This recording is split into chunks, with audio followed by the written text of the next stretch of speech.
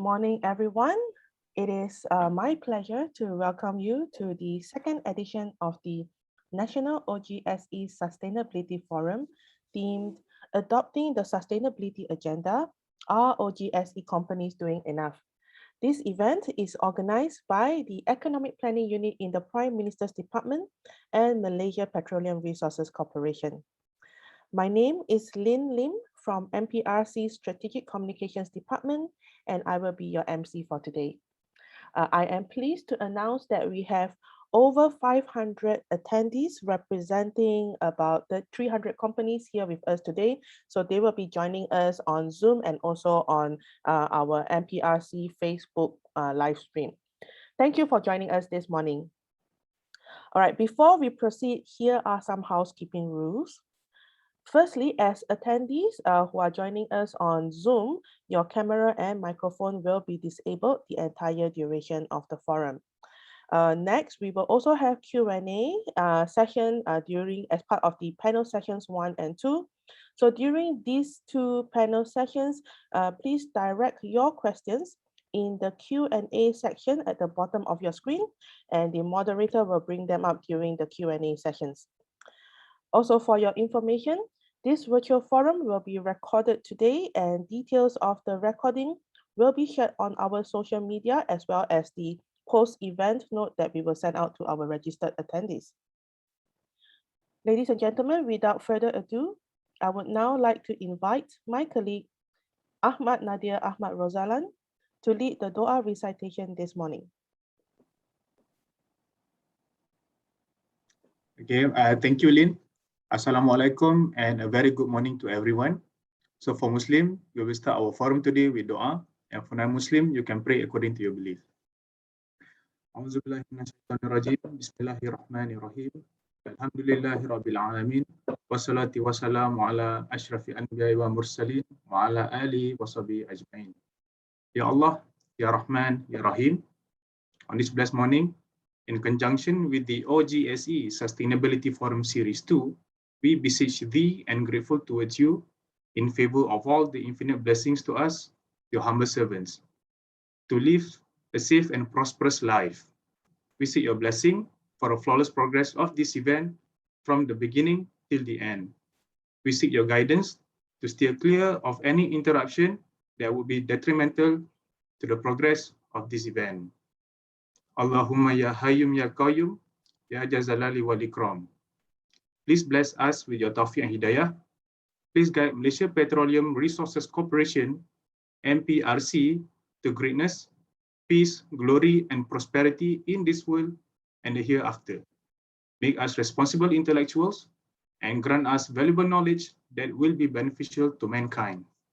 Rabbana atina fid dunya hasanah wa fil akhirati hasanah wa qina azaban nar. Wa sallallahu ala sayyidina Muhammad wa ala alihi wa sahbihi wa sallam. Walhamdulillahi rabbil alamin. Okay, back to you, Lin. Thank you, Nadia, for blessing the event with the Doha. We will begin today's event with a welcoming remark by MPRC President and CEO Yang Berusaha Encik Muhammad Yazid Jaafar, followed by a keynote address by Yang Berusaha Puan Zaidah Muhammad Esa, Director in the Energy Division Economic Planning Unit in the Prime Minister's Department. We will then proceed with a presentation by Dr. Ken Yeo, Vice President and Head for Corporate Governance and Sustainability Regulation at Bursa Malaysia on the topic Embedding Sustainability into Your Company's DNA, Benefits and Implications. We will then head into our first panel discussion this morning, moderated by Dr. Munyati Yatid, MPRC Senior Manager for Corporate Strategy Research. We will then adjourn for a short and sweet 10-minute break at about 11:20 a.m. When we come back, we will hear from Encik Kenny Ronald Ngalin, Founder and Managing Director at Ocean Vantage Holdings Berhad, where he will focus on his presentation on strategy to adopt sustainability practices for OGSE companies. Moving on, we will then have another panel discussion at about 11:50 a.m. This session will be moderated by Puan Ilham Sun Haji, MPRC's Head of Corporate Strategy and Research. Without any further delay, I would now like to invite MPRC President and CEO Yang Berusaha Encik Muhammad Yazid Jaafar to deliver his welcoming remarks. Over to you, Encik Yazid.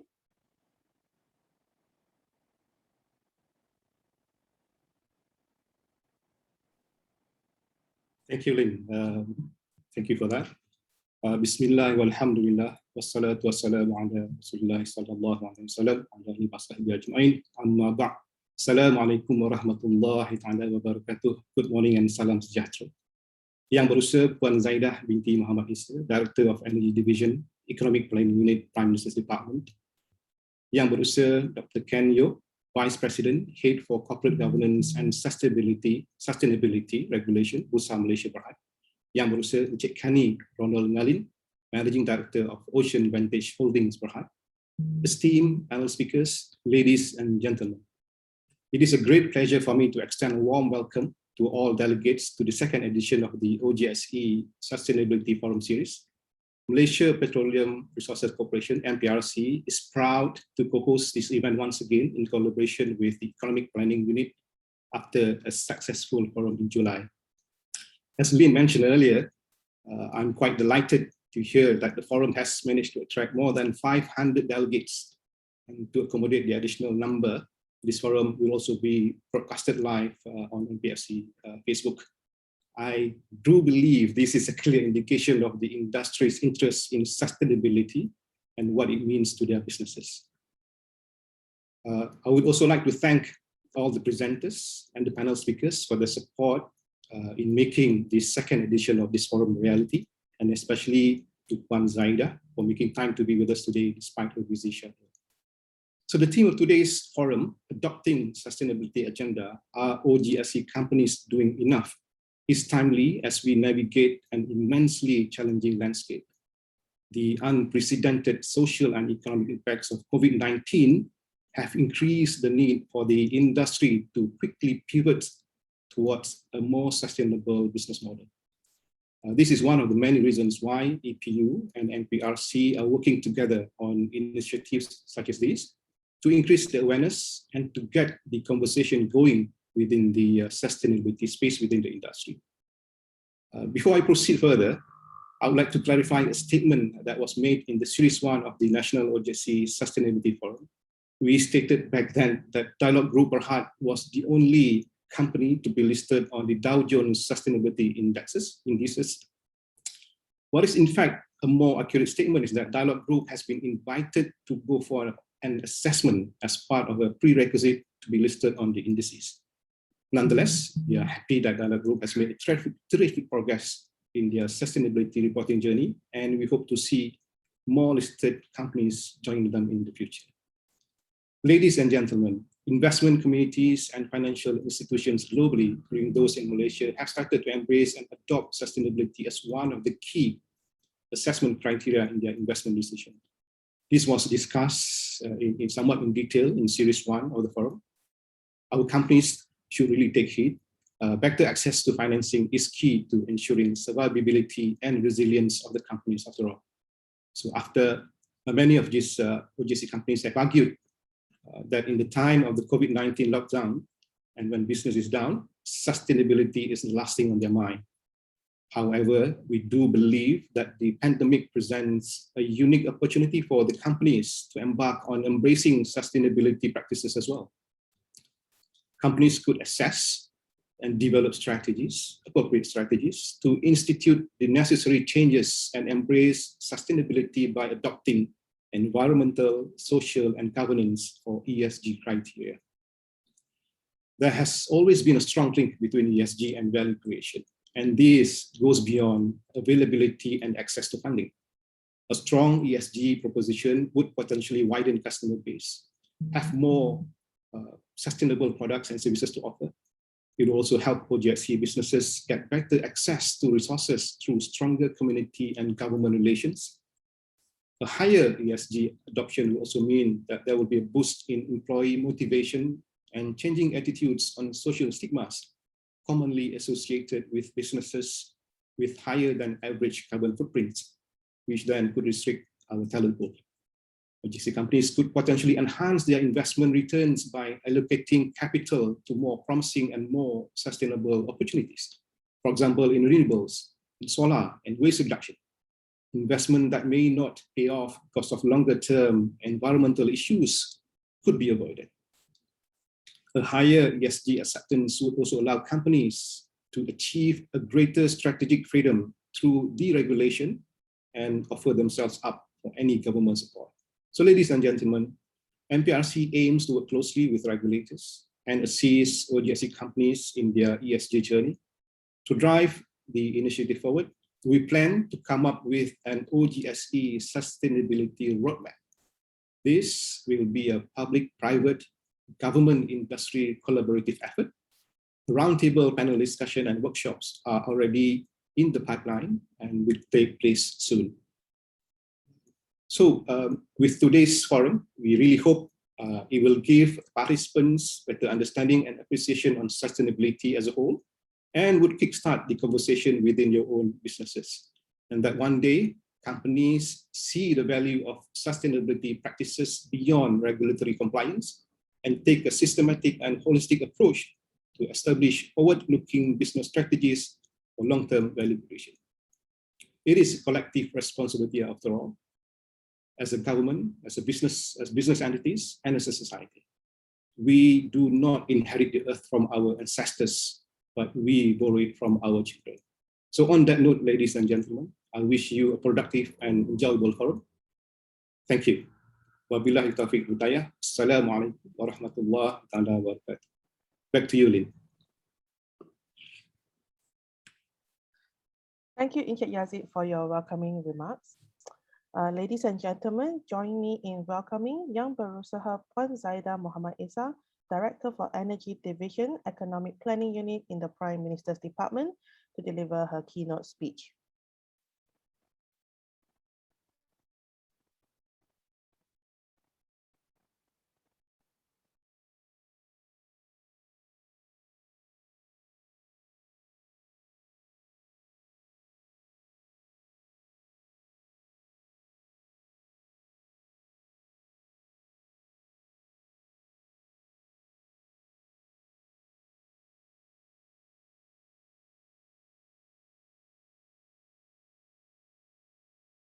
Good morning. I'm very honored to be invited to deliver this keynote address at the second series of the National OGSE Sustainability Forum, with the theme adopting sustainability agenda. Are OGSE companies doing enough? This virtual forum, jointly organized by the Economic Planning Unit and MPRC, is an effort by the government to build the case for change on sustainability within the oil and gas services and equipment OGSE sector, raising the awareness in this area with the aim of building up the capabilities and capacities of OGSE companies in sustainability reporting and adopting environmental, social, and governance ESG practices as well. I'm very much aware that it is very challenging to be talking about sustainability, climate change, and adopting ESG at a time when the COVID-19 pandemic has brought about unimaginable challenges to individuals, households, and industries. OGSE is no exclusion. However, when we take a macro view, the global investing community, financial institutions, and mainly consumers are demanding for greener ways of producing energy. We are in an energy transition race. The theme of this forum is highly current and crucially important. Thus, it is key for OGSE companies to take note of the developments, particularly on the sustainability front. Ladies and gentlemen, Malaysia's OGSE sector has played a critical role in the country's wider oil and gas industry since the 1980s. Based on MPRC's analysis, the industry today is made up of 1,563 companies, ranging from SMEs to mid-tier firms and large corporations. However, as you know, the broader oil and gas industry has pivoted towards producing a greater share of sustainable energy while balancing affordability, access, and job creation. This is central concern for policymakers, particularly in oil-producing nations like Malaysia. OGSE sector is crucial to Malaysia's economic progress. Therefore, the government is committed to supporting the OGSE industry via the National OGSE Industry Blueprint 2021-2030 and ensure that this industry can survive and thrive in the post-pandemic economy. It is envisioned that with the blueprint, the OGSE sector can achieve the following. One, contribute 40 to 50 billion ringgit to the country's GDP by 2030 from current contribution of 21 billion ringgit in 2020. Two, to continue to provide jobs for 60,000 talents. And last but not least, it is envisioned for the sector's exports to account for a greater proportion of 50% of the industry's total revenue. This brings me to my next point. The blueprint has outlined a clear vision on how we will achieve the Shared Prosperity Vision 2030. 4 strategic thrusts have been identified to help spur the industry to become robust, resilient, and globally competitive via, number 1, competitiveness, improve cost and quality to increase sector contribution to national GDP, resilience, through developing ability to prepare for and adapt to change, where players can future-proof against volatile oil prices and macroeconomic uncertainty. Development, by keeping development with national and local interests in mind, which involves meeting national targets for community development, such as Bumiputra development. And last but not least, sustainability, by adopting strategies that will maintain the sector's social license to operate. I am also pleased that as part of government's commitment to support and accelerate technology and innovation to step up their competitiveness, the government through MPRC has introduced the OGSE Development Grant with an allocation of 25 million ringgit for the next 5 years, starting from 2021. The scope of funding covers intellectual property, proof of concept, certifications, and more. In other words, the grant is designed to support OGSE companies' last mile of commercialization. The health and continued growth of OGSE industry requires support from key stakeholders in the economy, in the public sector. This is very commendable. To ensure that growth is achieved, EPU and MPRC will be working closely with relevant ministries and agencies such as Petronas, Matre, MIDA, MOXI, Talent Corp, Ministry of Higher Education, and Traju. Their involvement will help ensure that all 31 initiatives encompassing talent, industry, finance, Bumiputra participation, export, and technology are realized. On this note, I am pleased to announce that MPRC will be collaborating and working closely with industry associations such as MOXI, Malaysian Oil and Gas Engineering Council, Malaysia OSB Owners Association, MOSWA, and Malaysia Offshore Contractors Association, MOCA, to co-develop the scope of the sustainability roadmap for the OGSE sector. This represents a more active role undertaken by the government via EPU and MPRC to encourage the OGSE sector to successfully embark on sustainability practices and reap the eventual benefits. I am also pleased to highlight that EPU, together with MPRC, will be conducting more roundtable discussions as one of the outcomes from the National OGSE Sustainability Forum series. We must have regular and ongoing dialogue on this relevant topic to create greater awareness among our players. We envision the OGSE industries to embrace sustainability as an existential purpose. It is certainly a shared vision to ensure our OGSE industry thrive and emerge more agile as the world shifts to greener forms of energy. According to BP Energy Outlook 2020, which analyzed the various pathways the energy transition can take place in 3 scenarios: net zero, business as usual, or rapid. You will see renewable energy playing a bigger role to meet the world's demand for energy in all 3 scenarios. In the same breath, although oil and gas will still be important in the coming decades, it will be increasingly challenged as more consumers and economies reduce their reliance on fossil fuels. So, what will this mean to OGSE players and the broader energy landscape in Malaysia? As most of you are aware, EPU has also been working with several stakeholders in the past year towards developing the National Energy Policy, or NEP. While I'm not able to share in details, as we are in the process of finalizing the policy, NEP at its core places energy at the heart of Malaysia's socio-economic sustainability and also serves as a roadmap in the energy transition race. The NEP will endeavour to support Malaysia's vision in the Shared Prosperity Vision 2030. What this also means to OGSE sector is that all players in this sector have key roles to play to future-proof the national economy and contribute to business practices that supports environmental sustainability. Ladies and gentlemen, the growth and development of Malaysian economy has always been anchored on national development plans.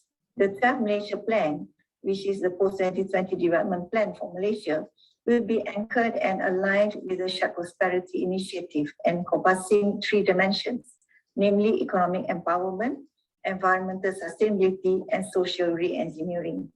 The environmental sustainability dimension, for example, will cover green technology, renewable energy adaptation, and mitigation of climate change, and more.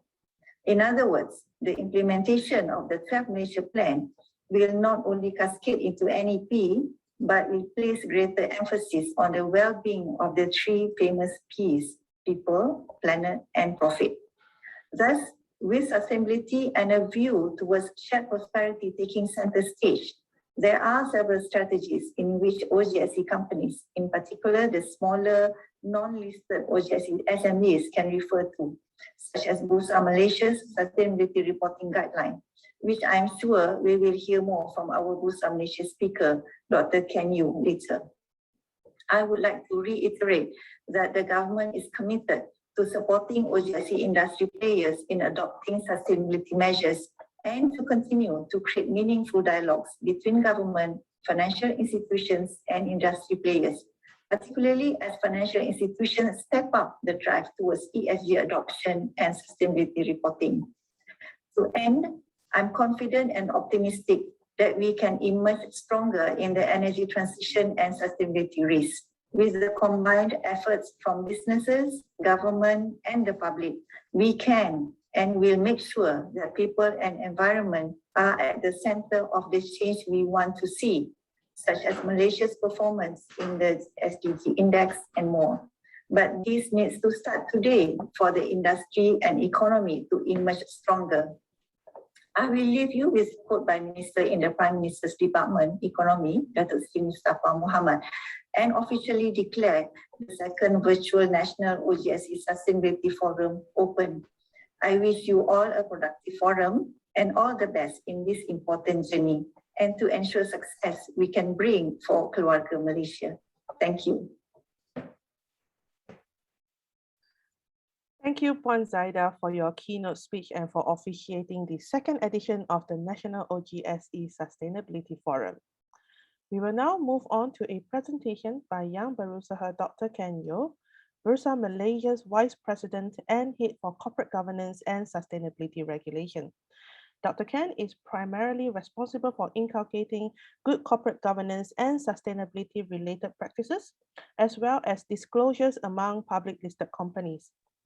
Prior to joining Bursa Malaysia, Dr. Ken held various senior academic roles at reputable universities in the UK as well as Malaysia.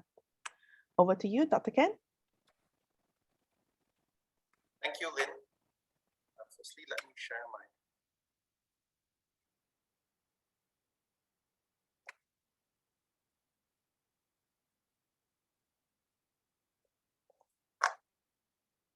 distinguished speakers, panelists, ladies and gentlemen, a very good morning to all. Let me begin by thanking EPU and MPRC for giving me the honor and opportunity to share some insights pertaining to sustainability, a truly exciting and fast evolving area that has captured the attention of governments, investors, businesses, and other societal stakeholders alike. Well, my presentation will focus on the key benefits and implications of embedding ESG or sustainability into the very DNA of SMEs, especially on the whys, as well as some practical tips on how to do it. Now, hopefully by the end of the presentation, you will go back thinking, embracing good sustainability is not just the smart thing to do, but it is the right thing to do. Now, of course, being a representative of Bursa, it is natural for me to start talking about sustainability with a mention of our disclosure requirements for all PLCs. Now, we introduced our sustainability reporting framework back in 2015. Now, before that, most businesses, including PLCs, were still talking about CSR, and sustainability was at a fairly nascent stage. Once our reporting requirements came into force, all PLCs began their sustainability journey in earnest. So what do we actually ask our PLCs to do? Our requirements are actually pretty straightforward. On my slide, there is mention of a governance, scope, materiality, etc. But of course, I will describe it in a much more simplified manner. First, we ask, which sustainability themes and issues are most relevant or significant to the company? I'm sure you have heard some of the more common themes before. Example, climate change, anti-corruption, product safety, human rights, gender diversity, employee health and safety, and so on. So once they have determined, what is relevant and significant, then we ask, how did the company identify these matters to begin with? So when we say significant, we usually mean either the impact is big. So for example, like a manufacturer, the environmental impacts from waste generated may be quite large, so therefore material. Or it could be issues that your key stakeholders find to be important. Okay, so example, anti-corruption is on the radar of our government, regulators, and investors alike. So next we ask, who is actually tasked to manage these sustainability issues? Is it top management? Or is it something delegated down to, say, a certain department head or middle level manager? It's quite interesting. If issues such as anti-corruption and employee health and safety are so very critical to the performance of the overall business, would it not make sense for them to be managed strategically at the very top, say by the CEO or the managing director? Well, what we know is that from our observations for many PLCs, top management is tasked with the strategic management of ESG and sustainability issues with board-level oversight. Now, once identified and prioritized, the PLCs have to tell us how they manage each sustainability-related matter. What are the policies, procedures, and processes put in place? So taking the anti-corruption theme as an example, what policies have the company put in place? How many staff underwent training on this topic over the course of the year?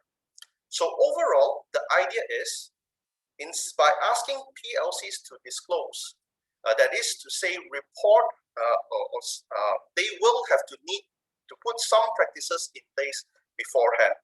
So this is how the exchange influences the growth of sustainability practices amongst PLCs. Of course, the next question is, what has it got to do with everyone else? What has it got to do with my company? Well, when we push PLCs, then either directly or indirectly, the expectations and demands placed upon them filters down to businesses within and across their supply chains, such as yours.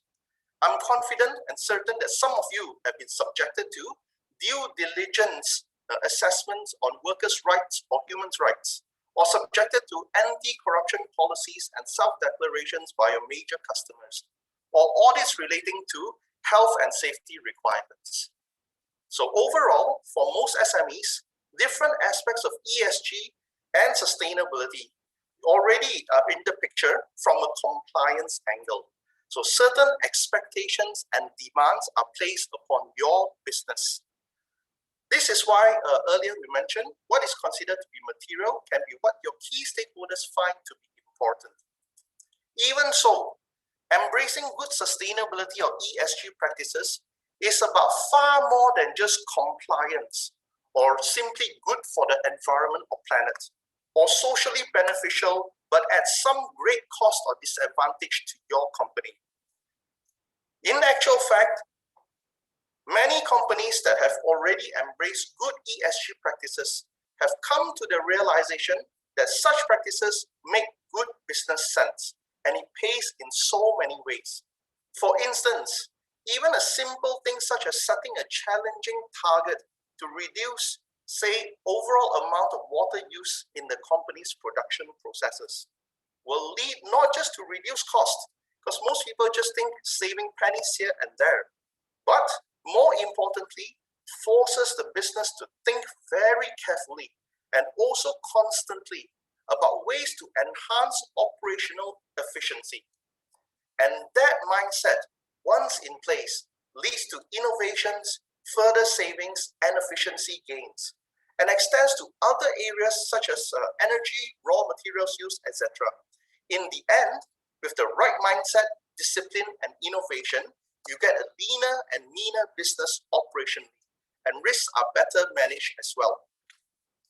Now, good ESG is not just inward looking, but it is also very outward looking, always scanning for external ESG risks and opportunities that might arise. And over time, this would improve the company's ability to anticipate trends and changes in the wider business environment. And this is extremely helpful for business strategic planning. Now, we'll go through an example of this later. Now, of course, having a more efficient business is one thing, but embracing ESG also means actively reaching out, engaging, and communicating with key internal and external stakeholders. This is where the company builds strong relationships and address key stakeholder expectations and demands. So all in all, overall business resilience is enhanced. Of course, this is what investors, big and small, are increasingly looking for and are expecting regardless of the size of the company. In fact, if you read the quote on the slide, investors clearly see the value proposition of good ESG. It leads to company outperformance as compared to their less proactive and committed peers. Hence, those companies that do not embrace ESG will be at a natural disadvantage, funding-wise from both investors and lenders, and also increasingly in terms of the cost of securing funding. Now, other documented benefits include brand management enhancement, more loyal and motivated staff, especially the younger generation, who are attracted to companies whose culture is in line with their own values. Now, doing good and doing more also reduces the risk of increased regulatory requirements. At the very least, companies with strong ESG practices will not feel the impacts so acutely, as they are already doing much more than the bare minimum. So overall, the focus is no longer on mere compliance, but on performance and resilience. So ESG is the smart thing to do. Earlier, we spoke about the fact that whether you know it or not, or whether directly or indirectly, ESG-related impacts and expectations are already affecting your company in many ways. And the collective impacts will only go stronger in the coming years. No other area is this truer than perhaps climate change. Climate change, being one of the most pressing challenges facing humanity, will have significant implications on your company, especially in the longer term. Be it how relevant your business model and strategies remain, or even the overall sustainability of the company. For the oil and gas industry, which is a carbon-intensive one, the big shift from coal and other types of fossil fuel to renewables is of particular concern. Everyone is talking about the transition to a low-carbon world, and this will profoundly impact all companies and their supply chain ecosystem. Now, for example, the EU, one of our country's major trading partners, is proposing a cross-border carbon tax to be imposed on imported goods. A number of other countries seems to be following suit as well. Now, as a trading nation and a key part of global supply chains, This is of concern for Malaysian exports and exporters, especially when it comes to goods that involve carbon-intensive processes. These goods will be taxed higher than those of competitors, leading to competitive disadvantage. Worse still, many customers, especially Western ones, who wish to decarbonize their respective supply chains may no longer do business with companies that continue to utilize carbon-intensive processes. Now, this is something that the entire oil and gas sector will have to grapple with. Unfortunately, I do not have a crystal ball or the ability to conjure up magical solutions, but once again, strong ESG practices and orientation helps, not just in terms of managing a rising risk, but also to capitalize on any unfolding opportunities, to anticipate, to innovate, and to expand into new growth areas perhaps. So now that we know that some of the benefits and implications of good ESG and sustainability, what are some of the things that we can do to either start or further our journey down this ESG path?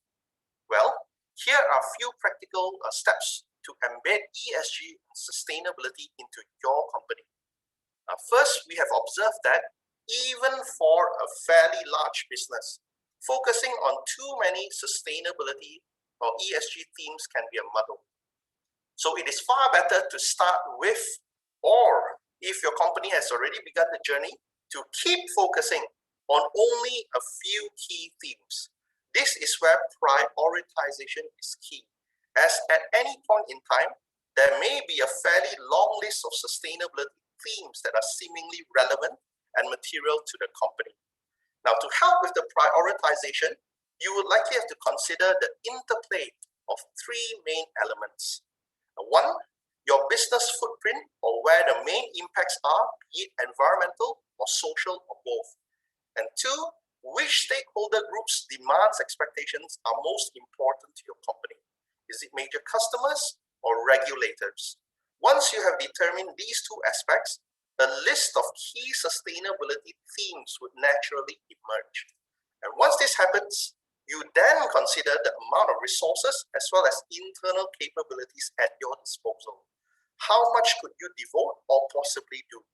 That would help you shorten the earlier list to your top few sustainability or ESG matters to prioritize. Second, we cannot stress enough how important is engagement. Engagement, engagement, and more engagement. Yeah, this is because it makes sense. Because in a large part, what we're trying to do is actually managing stakeholder demands and expectations. So communication is key to building joint understanding. In this regard, we also have to be mindful that since sustainability has a strong and clear value proposition, okay, it simply makes good business sense. So when attempting to secure buy-in from both internal and external stakeholders, customers, suppliers, employees, investors, we have to make this clear. It is about a better way to do business, rather than starting from a saving the planet or for the greater good of society angles.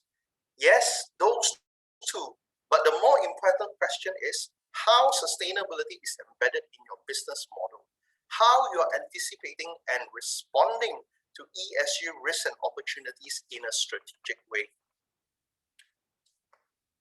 Now, third,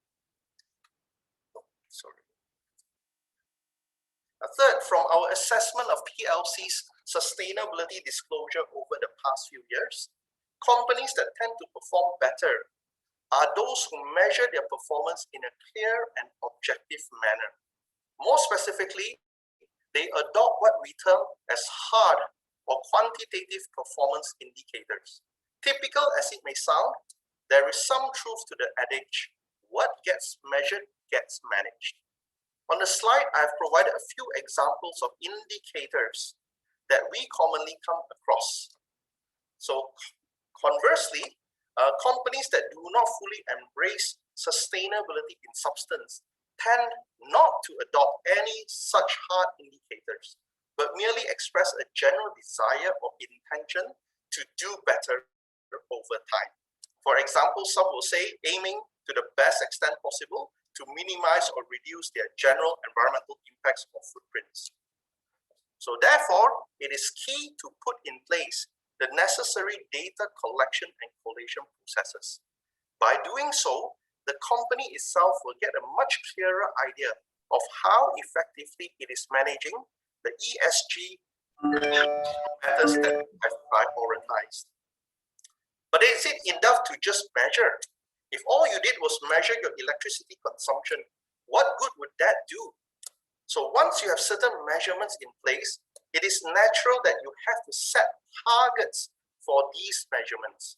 For instance, for total water usage, what is the goal? What is the target? Is it that the company would like to reduce usage by 20% within 5 years? If so, then the mere 1% reduction, an assumption, achieved this year would suggest that much more needs to be done. The key is you would then be compelled to focus on the how to get there. This is where business processes are improved. So from our observations, when it comes to ESG, a sizable proportion of Malaysian businesses seem reluctant to set any targets whatsoever, much less ambitious or challenging ones. But at the same time, key stakeholders are increasingly expecting both transparency in measurement and tracking and monitoring, as well as clear ambitions with the setting of appropriate targets. Now, in recent times, when you talk about ambitious targets, the commitment to achieve net zero emissions by some companies by, say, 2050 comes to mind. This is very challenging, even to the largest businesses to do, or for the largest businesses to do. So what about SMEs? So as the bigger players move towards net zero, the SMEs that form part of their supply chains will also be expected to follow or be part of that success story. Hence, it is critical that SMEs take proactive measures to anticipate such expectations that are unfolding, and also to capitalize on any arising opportunities. So relating back to measurements and targets, simple first steps will be undertaking greenhouse gas emissions data collection and reporting, and also actively working to address or reduce your emissions. Now, in summary, embracing ESG and sustainability is the smart thing to do. And it is also the right thing to do as it contributes to the sustainable development of our country. Now, where do you begin when all of these things that you're supposed to do? A very good starting point perhaps would be to refer to Bursa's Sustainability Reporting Guide. It is really comprehensive, even though it is meant for PLCs, but at the same time, it is applicable in parts for other sorts of business entities, such as SMEs as well. Thank you.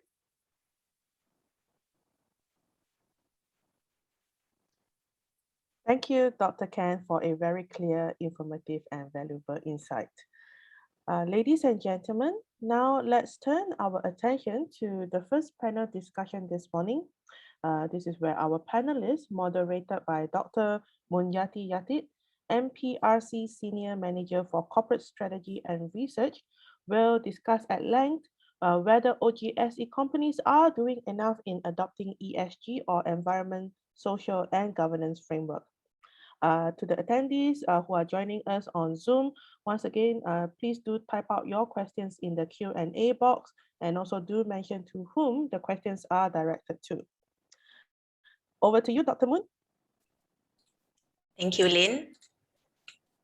Ladies and gentlemen, a very good morning and welcome to this panel session entitled Adopting ESG, Are OGSE Companies Doing Enough?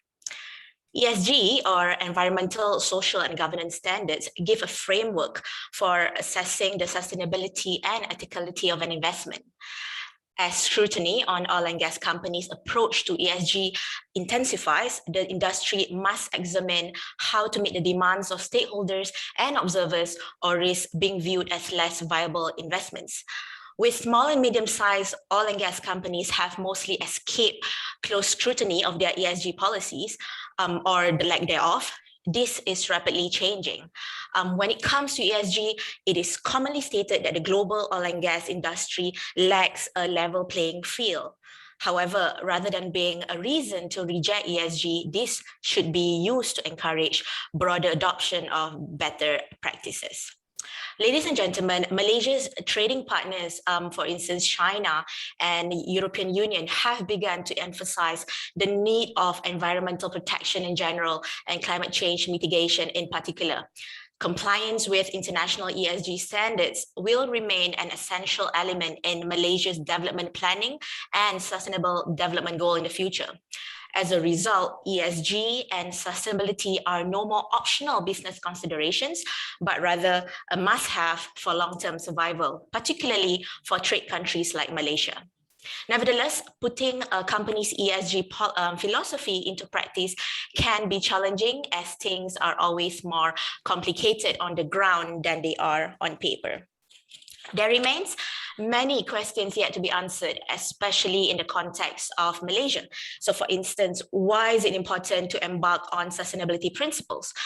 What are the challenges faced, and what are the key strategies or solutions that could be implemented?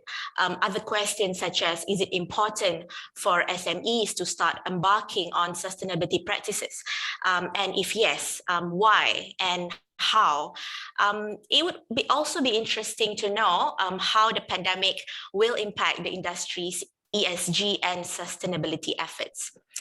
Hence, with us to help answer these questions, today we have three esteemed panelists, Encik Rohaizat Darus from Valesto Energy Berhad, Mr. Paul Q. Huai from Dialogue Group Berhad, and last but not least, T.S. Sharifah Zaida Nulisha from Malaysian Oil and Gas Services Council, or better known as MOGSE. To kick off this session, each panelist will be invited to make initial remarks for 5 minutes each.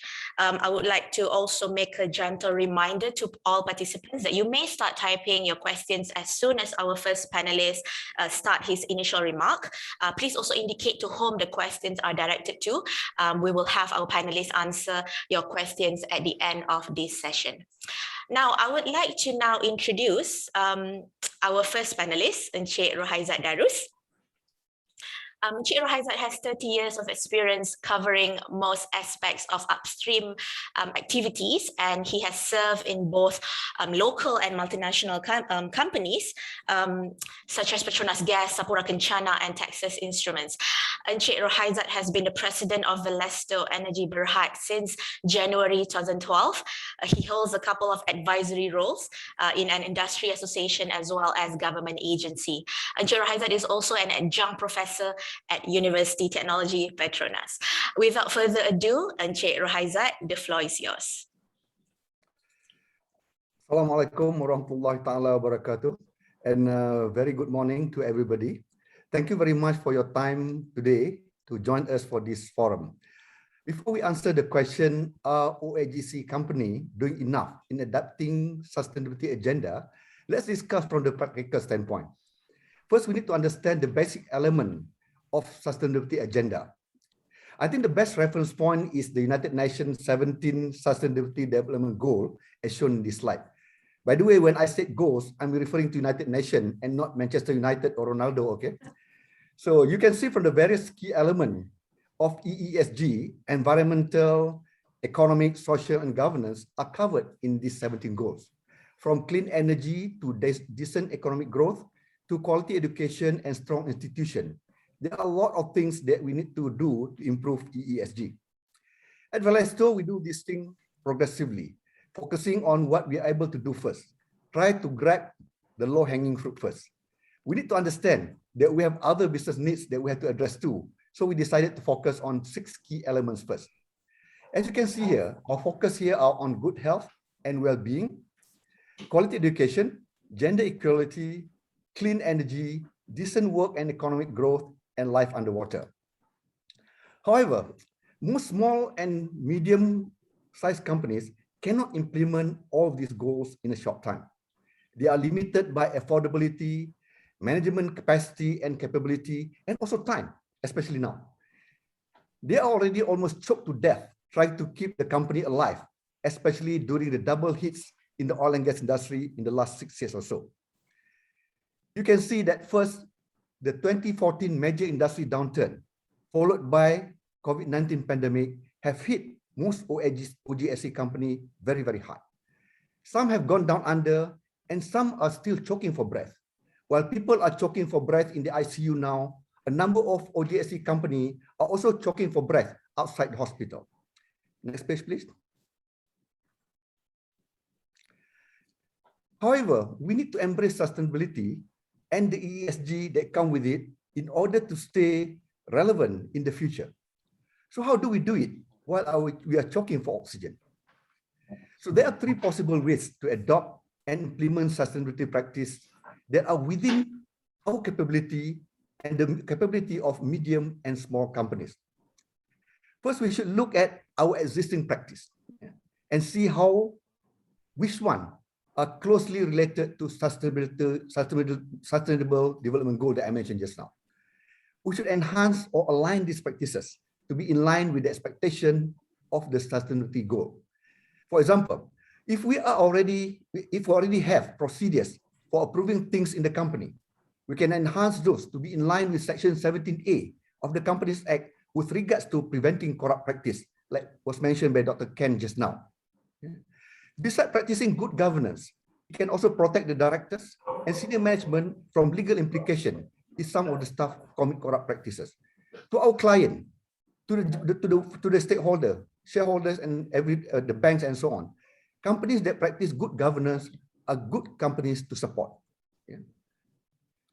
So second, we need to look at our industry requirement, especially under health, safety, and environment, or any other requirement that imposed to us by the industry and the client.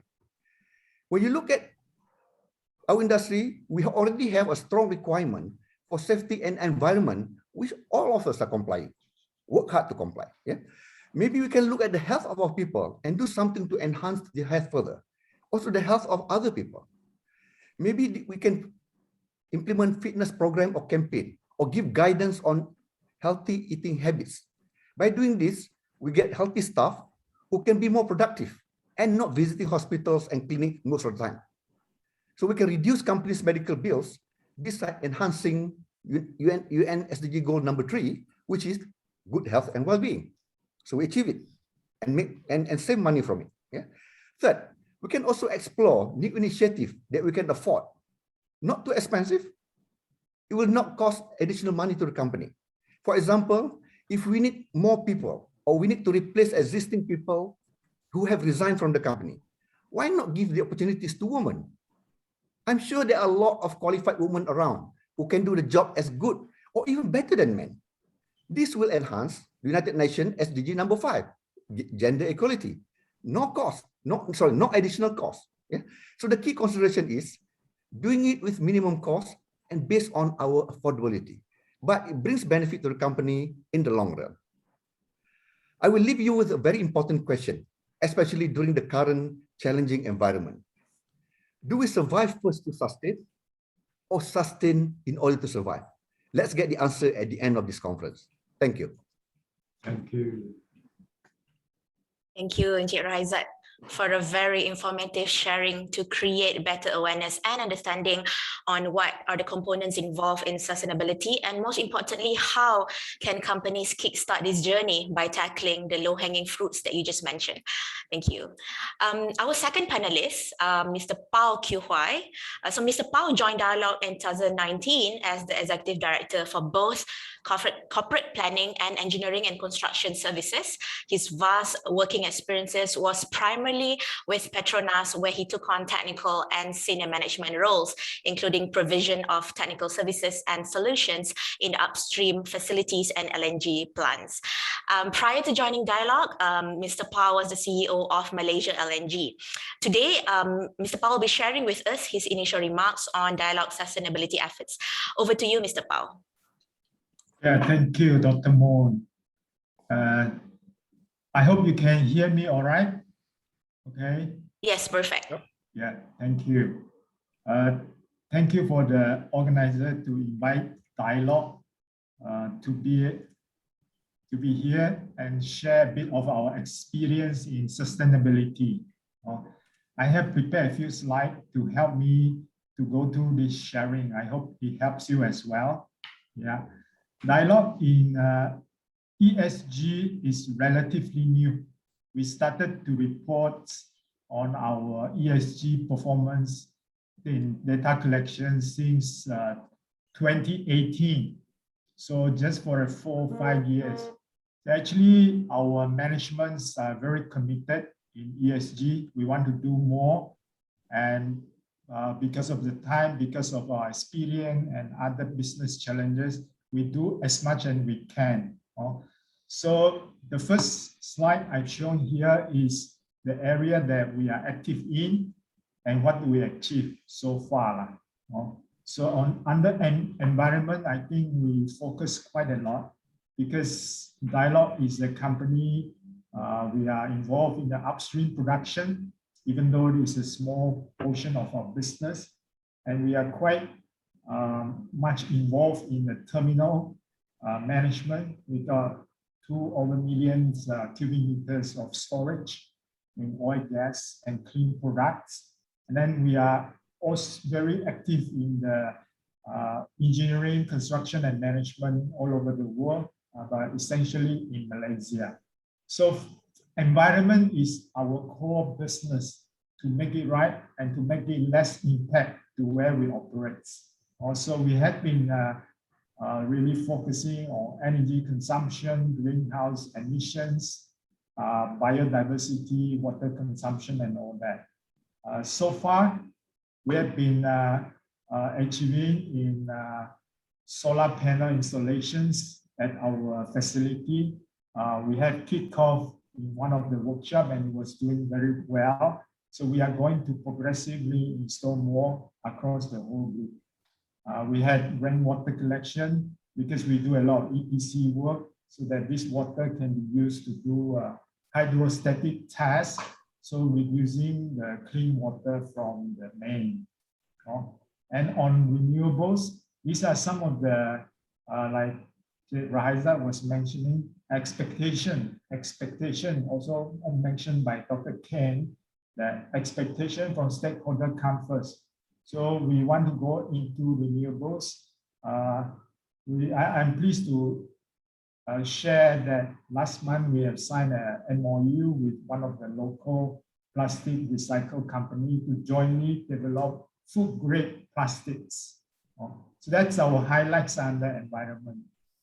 Under social, I think many of you would know the MyCase program, that Dialog was the founding party, and it was now very widely deployed all over the country to help the medium and difficult families, food for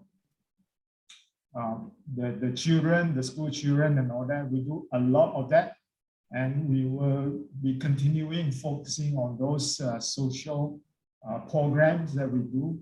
At the same time, now we want to look inward to our environment employee portfolio, see how we can help them in terms of health, in terms of well-being, work and life balance, so that we can live up to the industrial peers or our clients.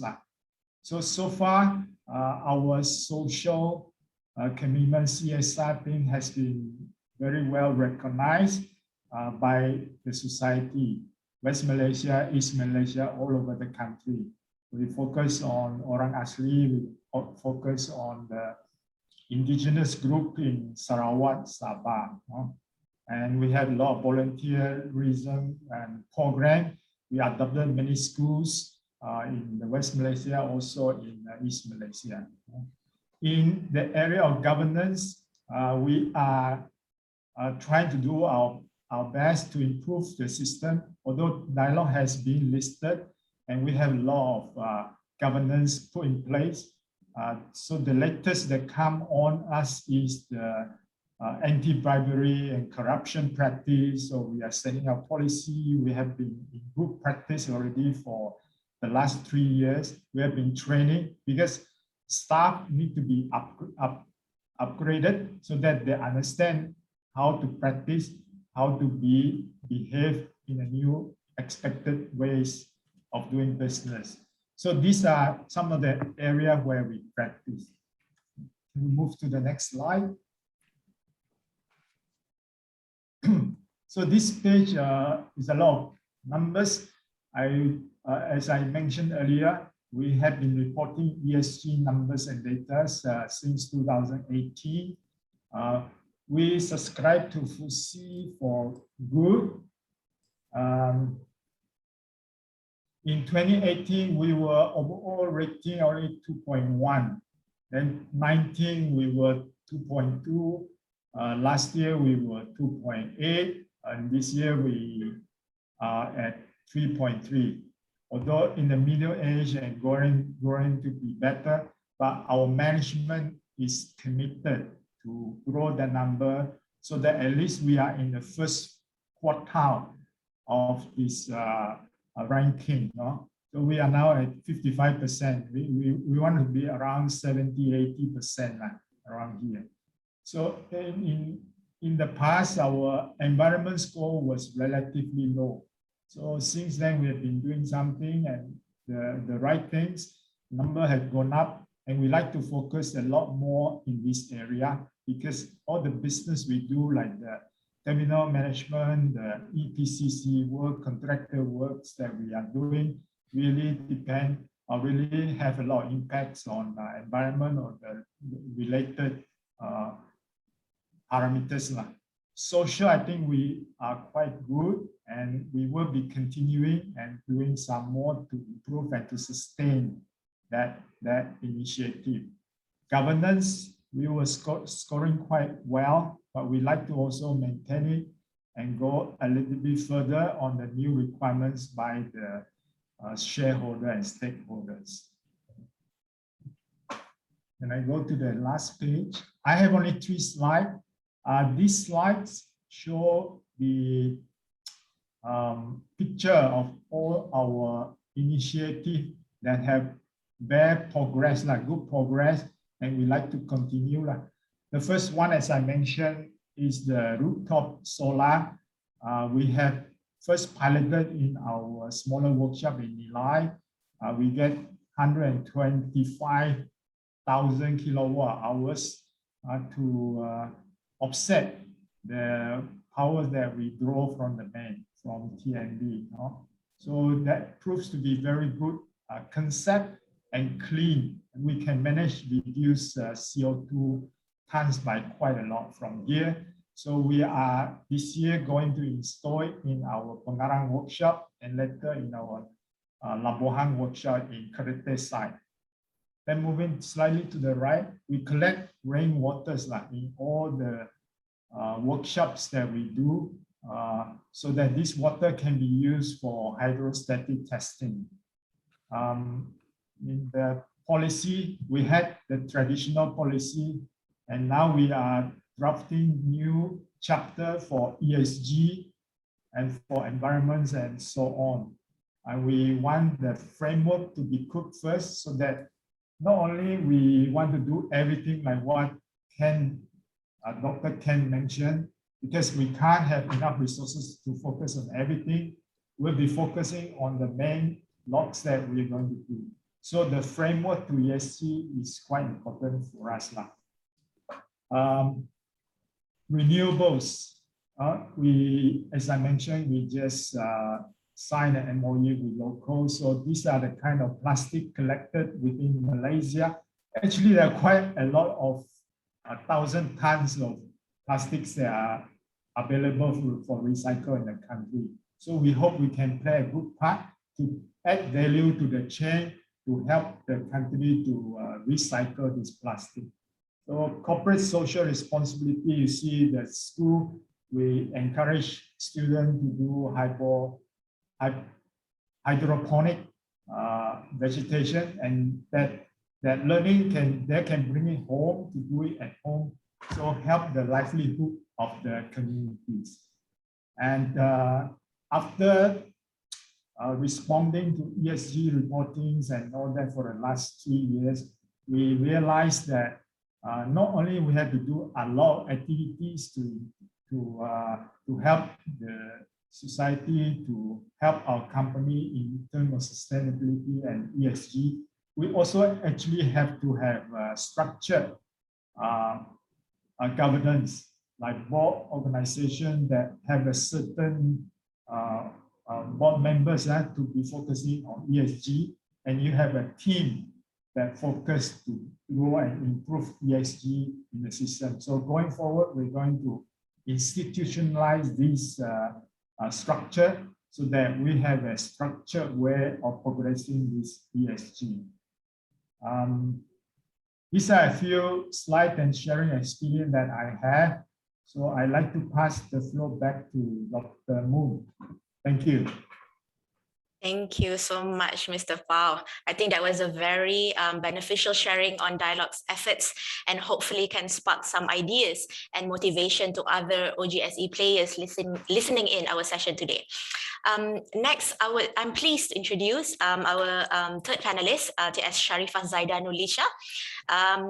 Puan Sharifah has actively served on the Council of OGSE for over 10 years and is currently the elected president for her third term. She was also recently elected by Malaysia Oil and Gas Engineering Council, or MOJEC, as the vice president. On top of that, Puan Sharifah is also currently the Chief Executive Officer of MMC Oil and Gas Engineering Sdgs Berhad.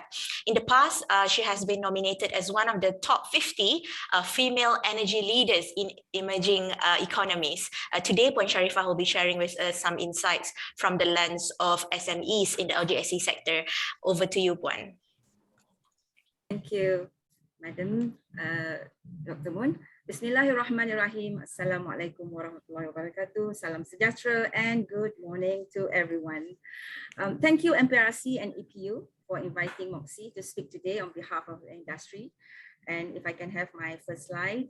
I think my esteemed panelists have actually shared from their perspective, from their own companies, and a lot of what they've said is going to be reflected in what I'm going to say. So you can be assured that we are consistent in trying to highlight the industry's pains and issues. So can I have my first slide? Okay, the second one then. Second one, thank you. So reference is made to the data shared by MPRC up there on the OGSE 100 companies reporting sustainability practices. So there are 32 out of 100 companies listed in the OGSE 100 to reporting their sustainability practices. Some companies are doing their part, but may not have structured it to report it as such. So ESG is currently relatively new to OGSE, with some companies may not even know what ESG is, what more adopting it. And ESG currently is not perceived on the ground as a requirement, hence it's not a priority. So compounded by the fact that the OGSE landscape has been impacted with a series of events as mentioned by Encik Rohaizat just now since 2016 that has catapulted the industry into unknowns. The sharp fall of oil price, the elongated down cycle term COVID-19, and now environmental pressures. All this have impacted OGSE companies in a big detrimental way. Some barely surviving in ICU as mentioned by Encik Rohaizat. Hence, priority and focus now would be towards survival. Meanwhile, in the background, in 2014, Bursa Malaysia and FTSE Russell launched the FTSE for Good Bursa Malaysian Index, which consists of Malaysian stocks selected from the top 200 companies in FTSE Bursa Malaysia Emas Index based on their ESG performance. It aims to support investors in making ESG investments in Malaysia listed companies, and but this only applies to public listed companies. So the growth of ESG now is in investing is catalyzed by three main reasons. Because the world as we know it is changing, and the next generation of investors is changing the investment or how investment works. And data and analytics have evolved to provide more information and quicker than ever. So moving forward, it would be important for not only PLCs, but companies in general to consciously adopt ESG to access investments. Next, please.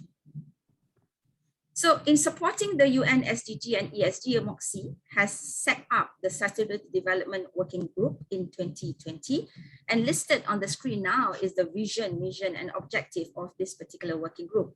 As you can see on item 1, objective item 1, to create awareness, knowledge, and understanding of the 2030 agenda for sustainability development and the 17 SDGs in the oil and gas industry. So we are doing our part to highlight and create awareness on this on the ground.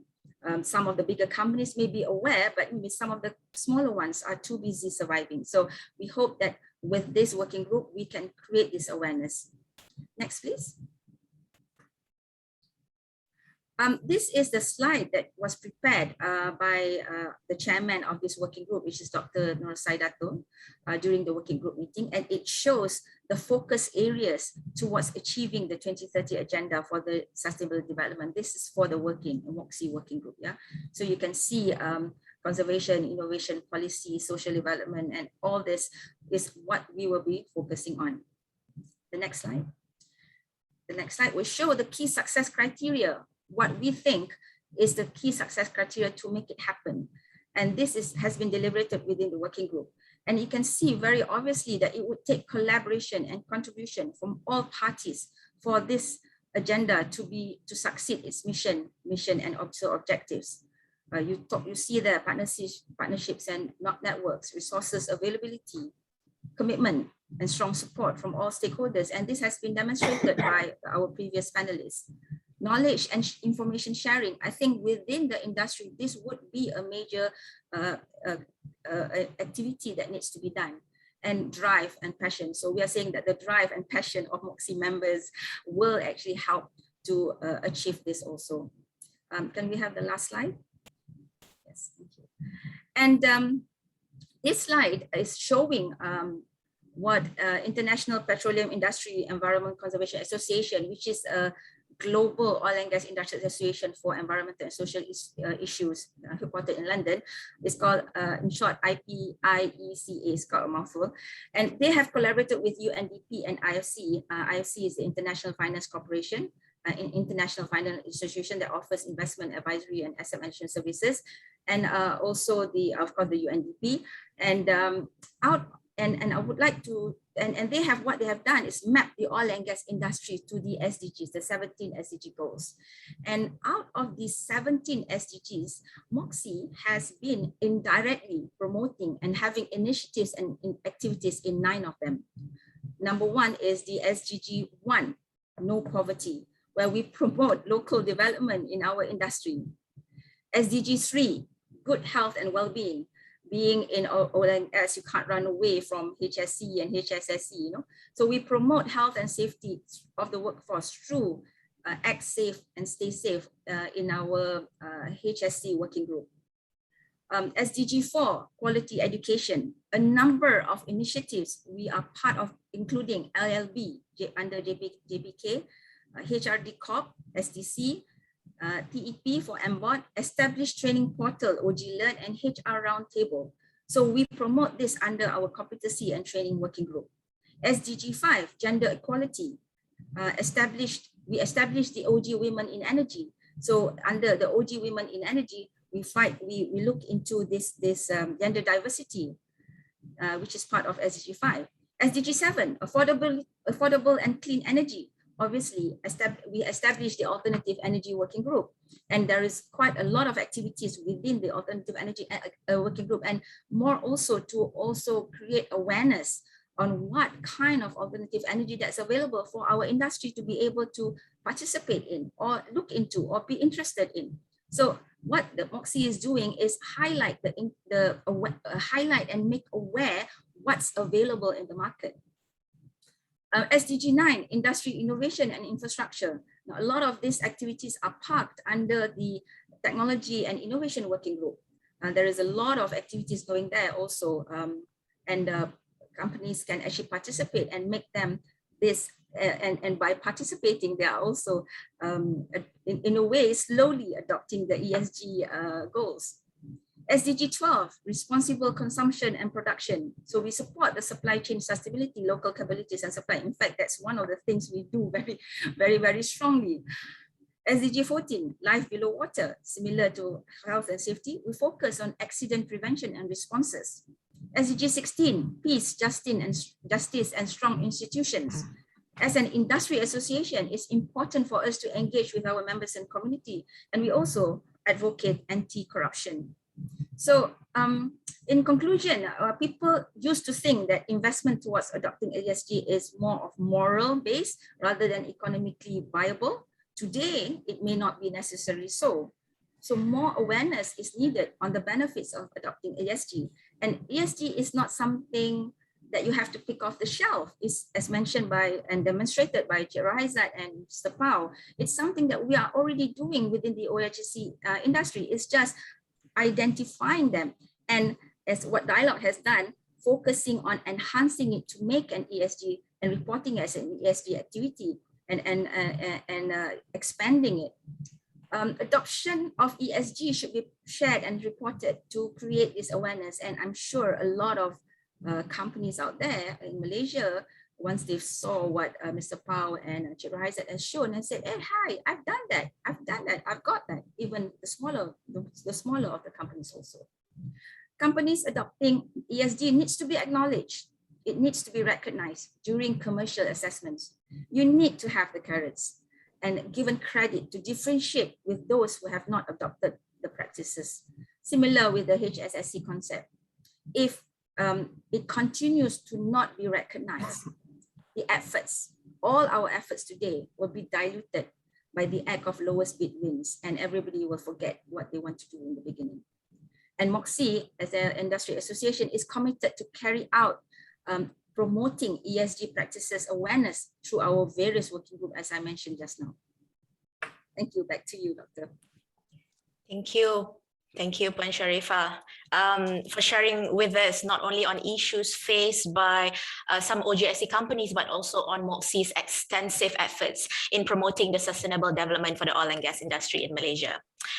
Now that we've heard initial remarks from all our panelists, I would like to now throw the first question to Mr. Pao to kickstart the discussion. Mr. Pao, Dialogue has embraced sustainability practices for a while now. Maybe you can share with us the journey. What are the challenges that Dialogue faces in incorporating ESG and sustainability practices? For instance, some of the challenges Dialogue faced when it first started. We also would like to know, having incorporated such practices, what are some of the new challenges that you face now?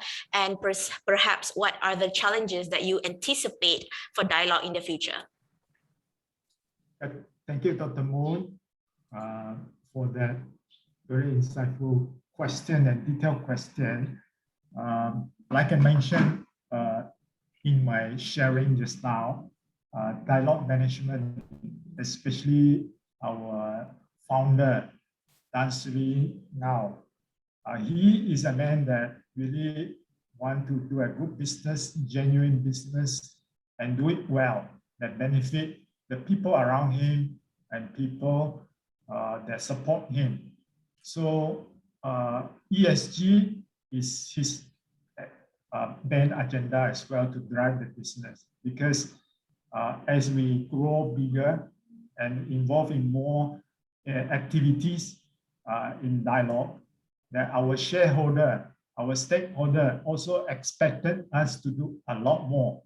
So we have to really embrace ESG in all the areas that we focus, like environment, social, governance, or be a good citizen, be a good corporate citizens, right? But then, like Puan Sharifah was mentioning just now, as well, and as also many other panelists we talked about, industry guys, we need to balance our business model. Do we survive first? Especially Razalan just now was mentioning, do we survive first, or do we keep the business first? Then we have a survival, right? So that's also a challenging for Dialogue. So we need to really keep the business floated so that we have money and we can spend a bit more in ESG. That's our first challenge. Then once the management have decided that we can balance this business and ESG agenda, then we need to really translate those direction. How do we onto the field, you know? So we have an idea, we have a dream, but translating that into practical solution on the ground is another challenge. So people say, oh, normally I use the main water for my pressure testing. That's the easiest thing to do. Now I need to connect from this and collect from there. That's extra work for me, you know. So what is in it for me? I can't get my job done for the time we want it. So these kind of challenges then surface. Also, we are sometimes faced with different strategy. Our strategy may be sometimes not aligned with our client, especially when we have EPCC contracts with the oil and gas company. So their requirement for environment is like what ESG has detailed and the best industrial practice. But then we also have clients that is requiring only industrial standard. So under industrial standard, the requirement and oil and gas standard, there's quite a lot of different. So under these two situations, our project team needs to really able to strike a balance and able to convince the guy, yes, we do enough in this area and we are not done enough in the other area. So these are common challenges that the management is facing, then translating to the people on the ground they are facing, right? But thankfully, in dialogue, as in many EPC contractor scenario, our management are prompt, are working the talk and making timely decision. These kind of service mindset, for example, our Tan Sri, our Jack Moose, who is our COO, and all the leadership team, when we come to certain decision that project management team has to decide, business first or sustainability or HSE, we have to decide that. So when we decide, we need to decide fast because time is not on our side. So in dialogue, I can see that top management decision and commitment to help the team to drive and meet the customer is really fantastic. It's really good, really fast. So we are seeing that kind of challenges, but we have a solution going forward. I think in the long run, to make ESG a successful, it's not a one-person role like what Dr. Ken, Razalan, and also Wan Sharifa was mentioning. We need a team. We need an association. We need the industrial leader to dictate. Yeah. For example, like, you know, we want to go green. We want to be sustainable. But green energy or green resources normally fetch higher cost of production. So can the consumer afford to pay 3 times, 4 times more for your green energy? I think that's a big question. So if we can produce, but at a 3 times, 4 times, compared to the traditional fossil fuel resources, then nobody is going to buy a product. Then we can go bust, you know. So we need the whole society, we need the country, we need the whole industry in the world to commit. If they say, oh, we're going to have 30% more renewable into our fossil fuel portfolio, then we can make it happen. So once these guys have made decision, then I think a lot of effort, a lot of opportunity for people like us, people like the OGSE group members, we can enjoy. So ESG, I think in the end, can become very beneficial to people who are in contracting world and also in the oil and gas industry. Thank you, Mr. Pao. Thank you for the extensive answer. I'm sure many companies can relate to the challenges that you just mentioned. Ladies and gentlemen, as you are well aware, COVID-19 pandemic has changed various aspects of our lives, including how we work. Encik Rahaizat, my next question is for you. Malaysia in particular has been facing various challenges since the pandemic hit us early last year. Can you share with us how the pandemic has impacted the motivation and efforts in Velesto's sustainability journey, perhaps in both negative and positive ways? Thank you, Dr. Moon. Well, on the positive side, I will start the positive first. Yeah. So some of our sustainability initiatives are actually enhanced. For example, on the SDG number 4, quality education, we have established Velesto Instead Drilling Academy for a long time, since 2014, to develop more people with drilling skills and give the required international qualifications for them to work on drilling rigs, not only in Malaysia, but also internationally. Actually, when we do that, we actually have more people attending the courses online compared to previously, where we have physical classroom in Kuala Lumpur and practical training at our training drilling rig in Kuala Terengganu. So now we just conduct practical training session on video and guide them step by step online on the screen. So in fact, we have also participants logging in from Vietnam, Thailand, and Indonesia, which we have never had before. So from that standpoint, the reach is wider, the enhanced in terms of people who can actually gain assistance and help from the academy is better. On the SDG number 3, good health and well-being, we actually pay more attention to our staff and contractors' health, both physical and mental health, than before the pandemic. We track them, how are they feeling at home, how their family is doing, and how the food and things like that. So more online physical and mental health program and improvement in working condition are conducted to ensure that we can adapt to working from home with the additional stress and challenges. So since we are aware what the difficulties faced by our staff while working from home, we provided them with Wi-Fi dongles or give them allowance so that they can install landlines for internet at home. Previously, they have to use their own money, but now we give them money to install landlines so that not only they benefit so that they can do their work, but the children also can benefit. So the school, they can use the same landline, the same facilities for the children to go for online classroom. So I think it will benefit everybody.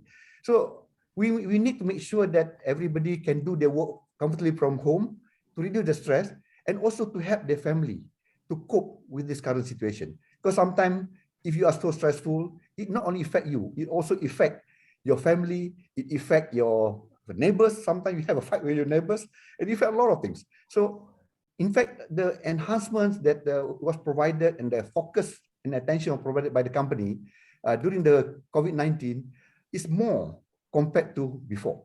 Before we focus on them in the office only, but now we focus on them everywhere, at home, also on the children as well. Okay. On the other things that on oil and gas, I think you're aware that the good thing in our oil and gas industry, we have strong health, safety, and environment structure. But unfortunately, or for some reason, the focus is always given to safety and environmental safety all the time. But with COVID-19 pandemic, actually sort of forced us to give more focus to health. Like I mentioned just now, mental health, which has not been given sufficient attention before. So in addition to this, not only our people, we also provide face masks, PPE, and other help to community around us, to MOH. We also contributed towards purchase of ventilators, Ministry of Health. So basically, I think some of these areas that was kind of neglected before, that was addressed now. So, but of course, it also comes with some negative side.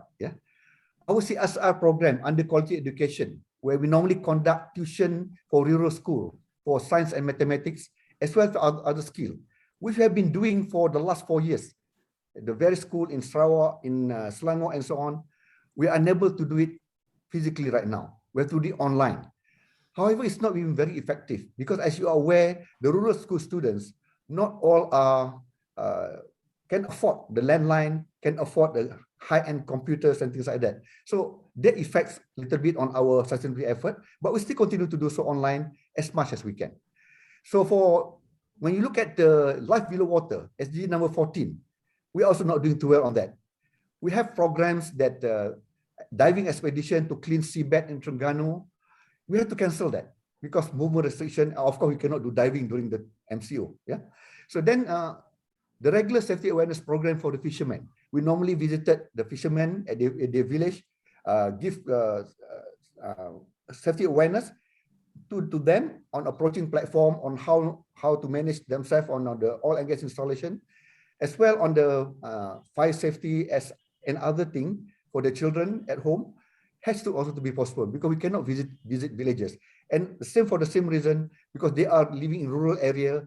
So we do online also is not very, very effective because not many people have good online capabilities and good communication.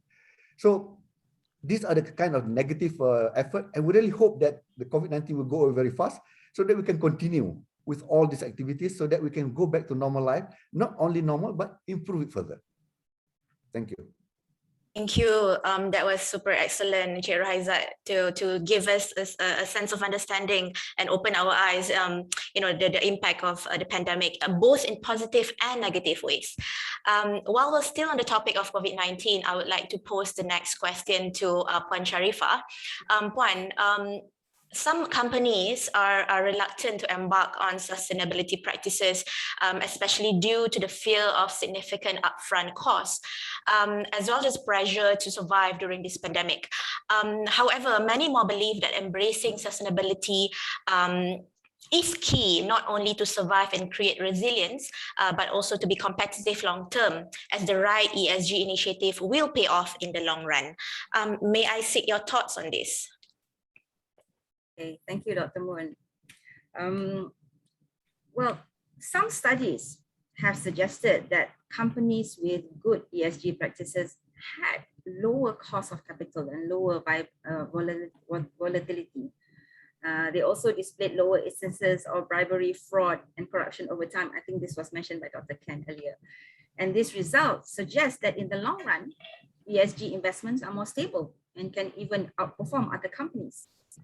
But on the ground, this seems like seems like too ideal. It's idealistic at this point in time. It may give that kind of performance, but looking at where we are today, and I mentioned this in my earlier presentation, most OGSE companies are barely surviving, and it's been repeated by my other panelists also. Then the compounded effects of the event series leading to today has left OGSE gasping for air, and I wrote this as my what I would say my answer would be, and this was repeated by was actually highlighted by Horiza earlier, and most of the companies are in ICU, and if you're in that situation, what would your priority and focus be? I mean, it's just a no-brainer that it would. I mean, would you be adopting something new when company may not even survive in the next few months, or maybe in the next month? I had sessions with a few of my friends and said, I don't know whether I'm going to survive next month. And you want me to adopt ESG? What is that? And I like to equate this as like giving a drowning person bread and asking them to eat it because it will give you energy to swim. So it's similar to that. So, would the drowning person reach for the bread, or would just swim and try to get to safety? So we must understand that there needs to be a push and pull factor within the environment that we are currently in. It's not that ESG is not important, but it's just the environment is giving a priority to something else, and that's more of survivability. And first, I think we need, as I mentioned so many times in many seminars and webinars before, that we need to recognize OGSE as a sector within the economy and have proper data to define it, which I'm happy to see being addressed in the OGSE blueprint recently launched. Only then the financial support system and the infrastructure can be developed and custom made to address the pains for the industry to move forward. Without this, we will not be able to move forward because all the pains are not understood by the institutions that is dictating for us how to move forward. We need to know where the carrot is. Where are the incentives? Incentives must be relevant to our pains. In the past, now I'm going to say something very maybe controversial here. Because I said this before and I've been but anyway, I'm going to say in the past, because the invisibility of OGSE sector is hidden through so many layers, OGSE has been penalized and forced to comply to structural implementation, be it financial or governance regulations that do not understand the pains of this industry. So, imagine if this was done in this current time, people would just feel, I'm already drowning and you're pushing me down. The very reason I agreed on this panel today, to be on this panel today, because this webinar is working towards awareness, anticipation, and incorporating the OGSE pains hopefully ahead of its implementation, whether in the financial sector or in the policy making. And I would like to say kudos to MPRC, EPU, and all for leading this. Anticipation is the key word. When you anticipate something to happen, we can do more. When we firefight, we do less. And having financial sector to support OGSE in the last how many years that I've been fighting this, it's just like a lost case because it's already set in stone. It's very difficult to change something that's already set. And that's why this webinar and this awareness program today is very important, because the feedback will be taken and hopefully Ilham, Dr. Moon and MPRC can actually work together with industry association to create this policy before it's being crafted for the OGSE.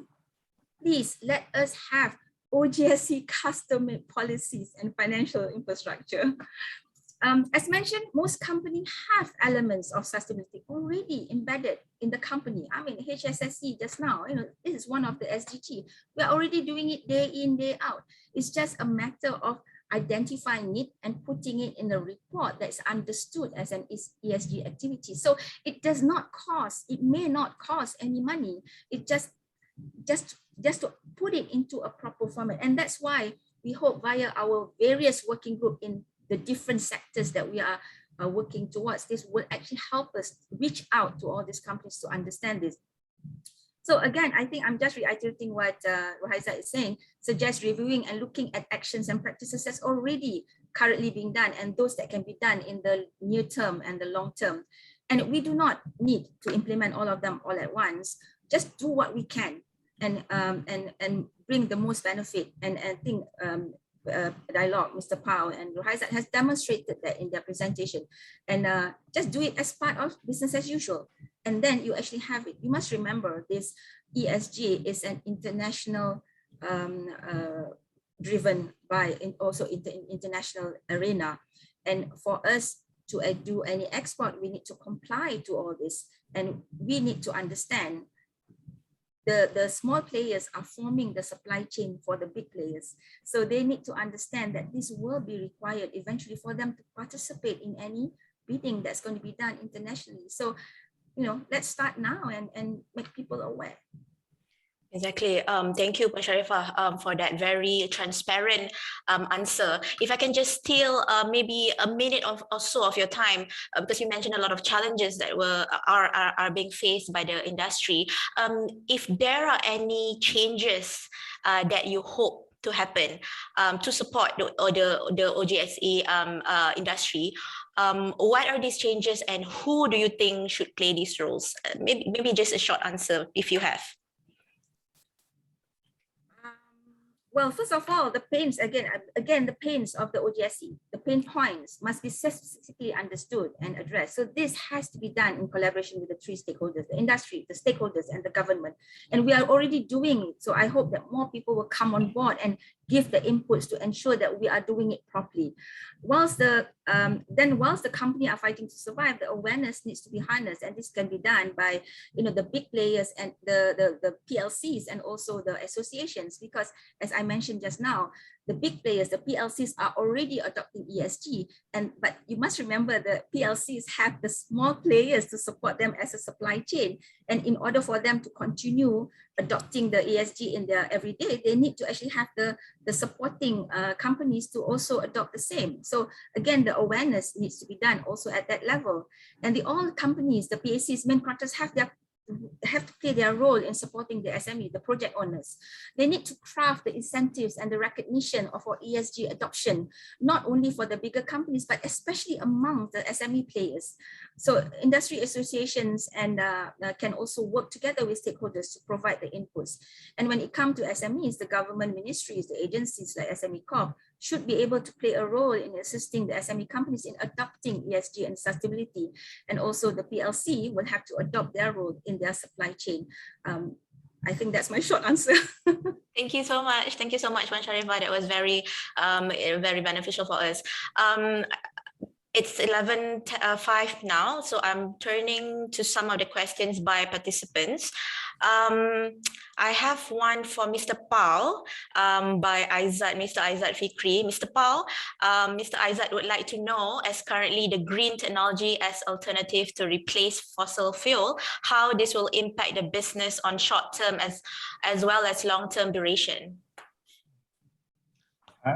Yeah, thank you. That's a very good question, but no one have the right answer. I think we are all guessing.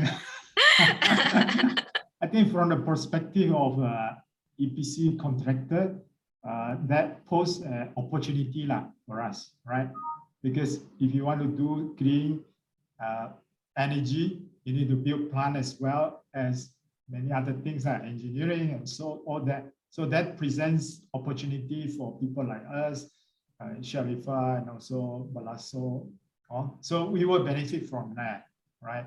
But when it comes on this marketing, because the green energy are usually much higher because the technologies are not mature compared to fossil fuel. So are we going to get the market?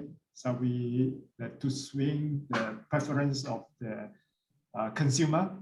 That's a tough one to do. And then who want to start the first ball rolling?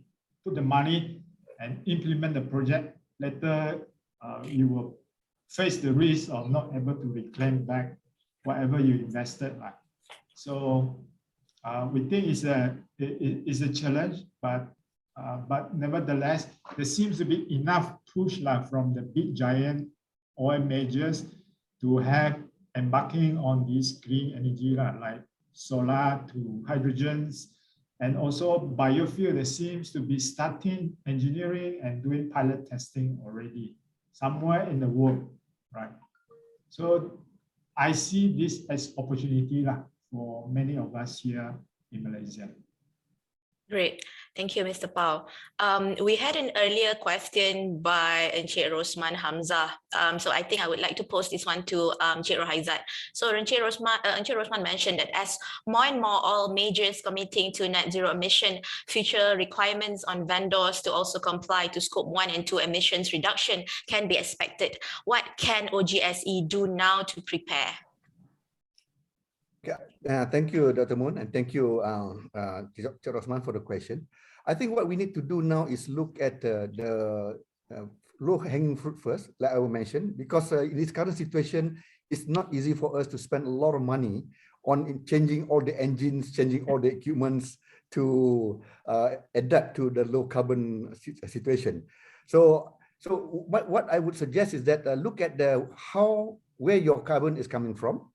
So you either do two things. Yeah. Number one, you try to reduce the emission, like what we're doing right now. We're doing the rig power management system, where the engine will be controlled depending on the load that is required to run the rig.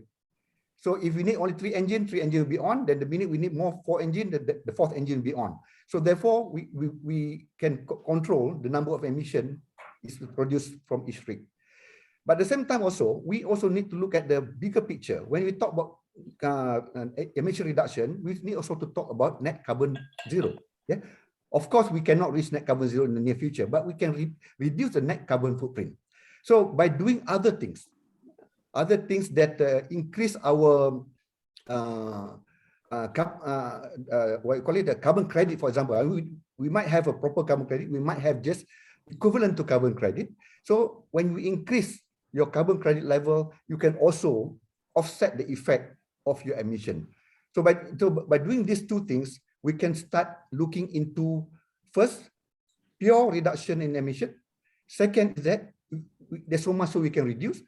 We increase our sustainability activities to increase the carbon credit. So net, we are getting better from today. Thank you, Encik Raizat. There's a question on gender equality. I think Encik Raizat interestingly mentioned about this in his presentation and remarks before. So perhaps Puan Sharifah or Mr. Pa would like to take this.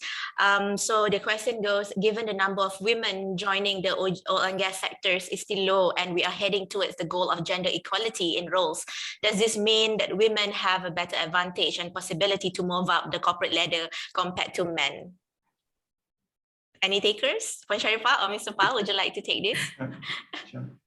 I'd like to get away from this connotation that, because of this situation, then we have more advantage. Women climb up the ladder because they deserve to, because they are able to. I mean, Raizat, thank you so much. You recognize women as they are. Perhaps they can do certain things better than the men folk. I mean, okay, don't kill me for this. But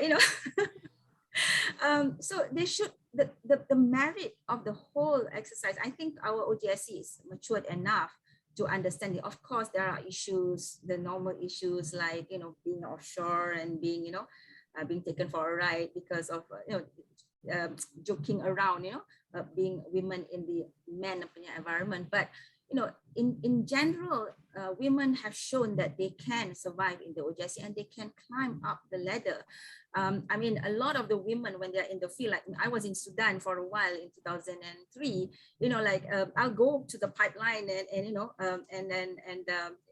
with whatever I wear and be there with the men. I mean, they look at us very ridiculous, but we can do it because we are qualified to do it. So I'd like to take that connotation. But on the other side, it gives you the opportunity. If you want to take it, if you want to go for it, then the opportunity is there. But please, let's have that merit base first. Let's have the qualification, the ability. Let's train ourselves to be able to fill that role before jumping into it. If not, then it's very difficult because when you have things so easily, then you fall hard very easily also. Touche, Puan Sharifah, I totally agree with that.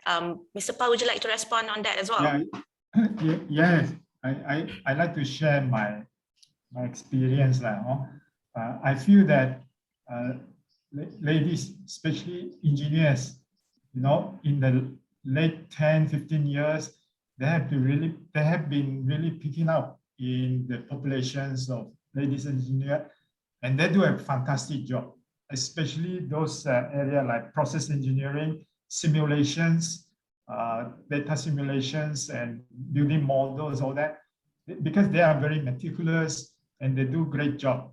I have many colleagues that rise to the rank and become chief engineer in process, liquefaction, LNG, things like that. And many good examples, because they are dedicated and they're meticulous in doing this. And we need these guys to really do and outperform the rest.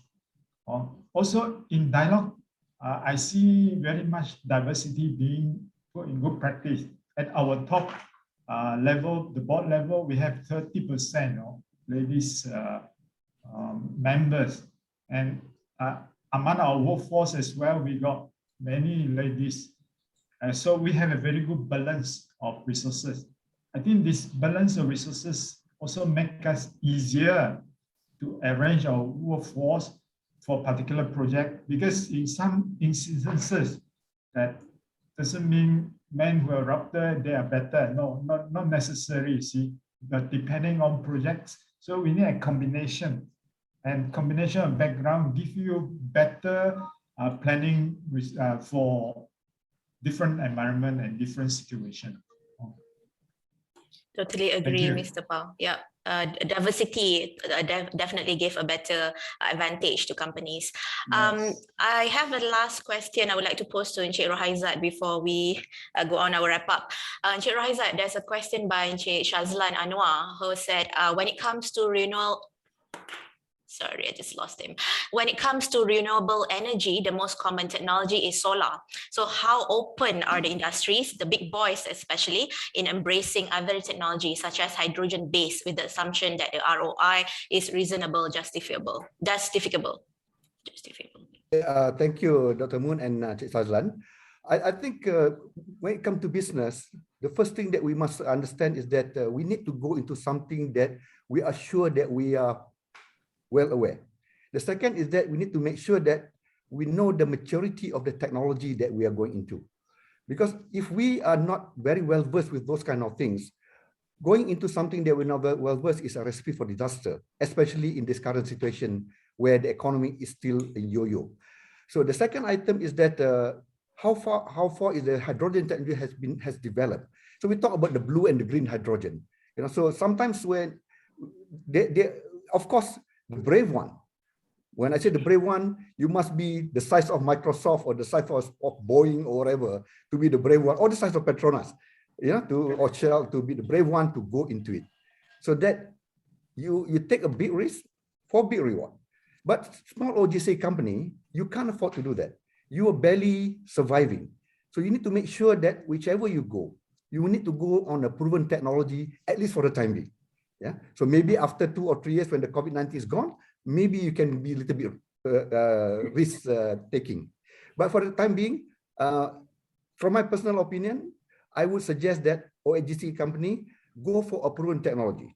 You go for solar or you go for maybe wind technology is a little bit proven. If you're not sure about the technology itself, go for the construction of the wind technology.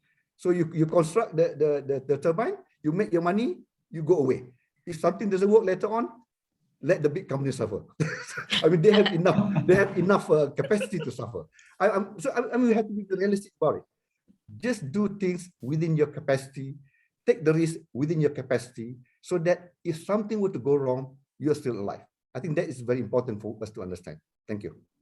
I totally agree with that. We need to always assess ourselves first, right, before embarking on something that we are familiar of and taking the risk into consideration. And especially that you mentioned about the pandemic. Hopefully, I mean, you mentioned 2-3 years, so hopefully that happens, that it goes away. Now, I would like to invite each panelist to share several key takeaways as a way of ending this session.